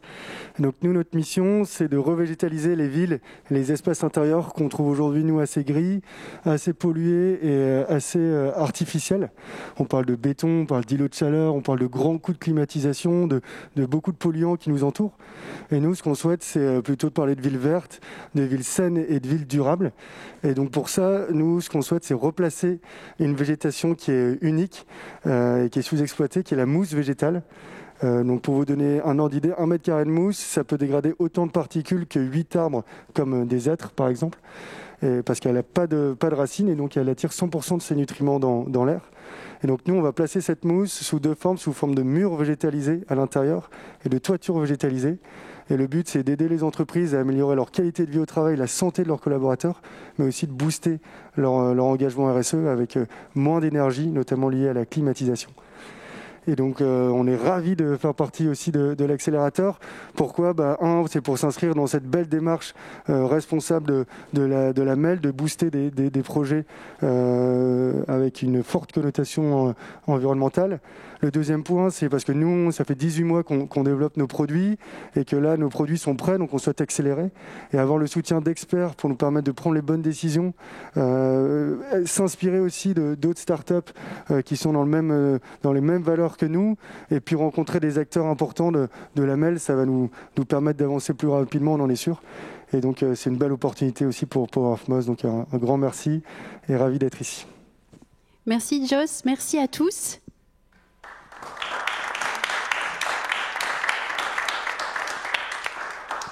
Donc, ravi de vous mettre en lumière aujourd'hui, ravi de vous accueillir dans cette nouvelle promotion de l'accélérateur de la MEL.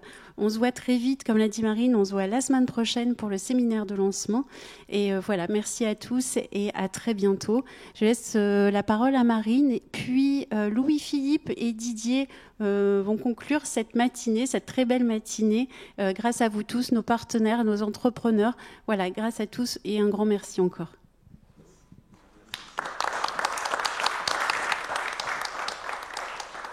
Ouais, moi je voulais aussi vous féliciter parce que je trouve que, on a eu une trentaine de dossiers, vous êtes les 12 sélectionnés et le choix était rude, mais justement, félicitations et bienvenue dans cette promotion et hâte de pouvoir justement démarrer ensemble et de vous accompagner au quotidien, en tout cas pendant ces 6 mois. Merci à vous.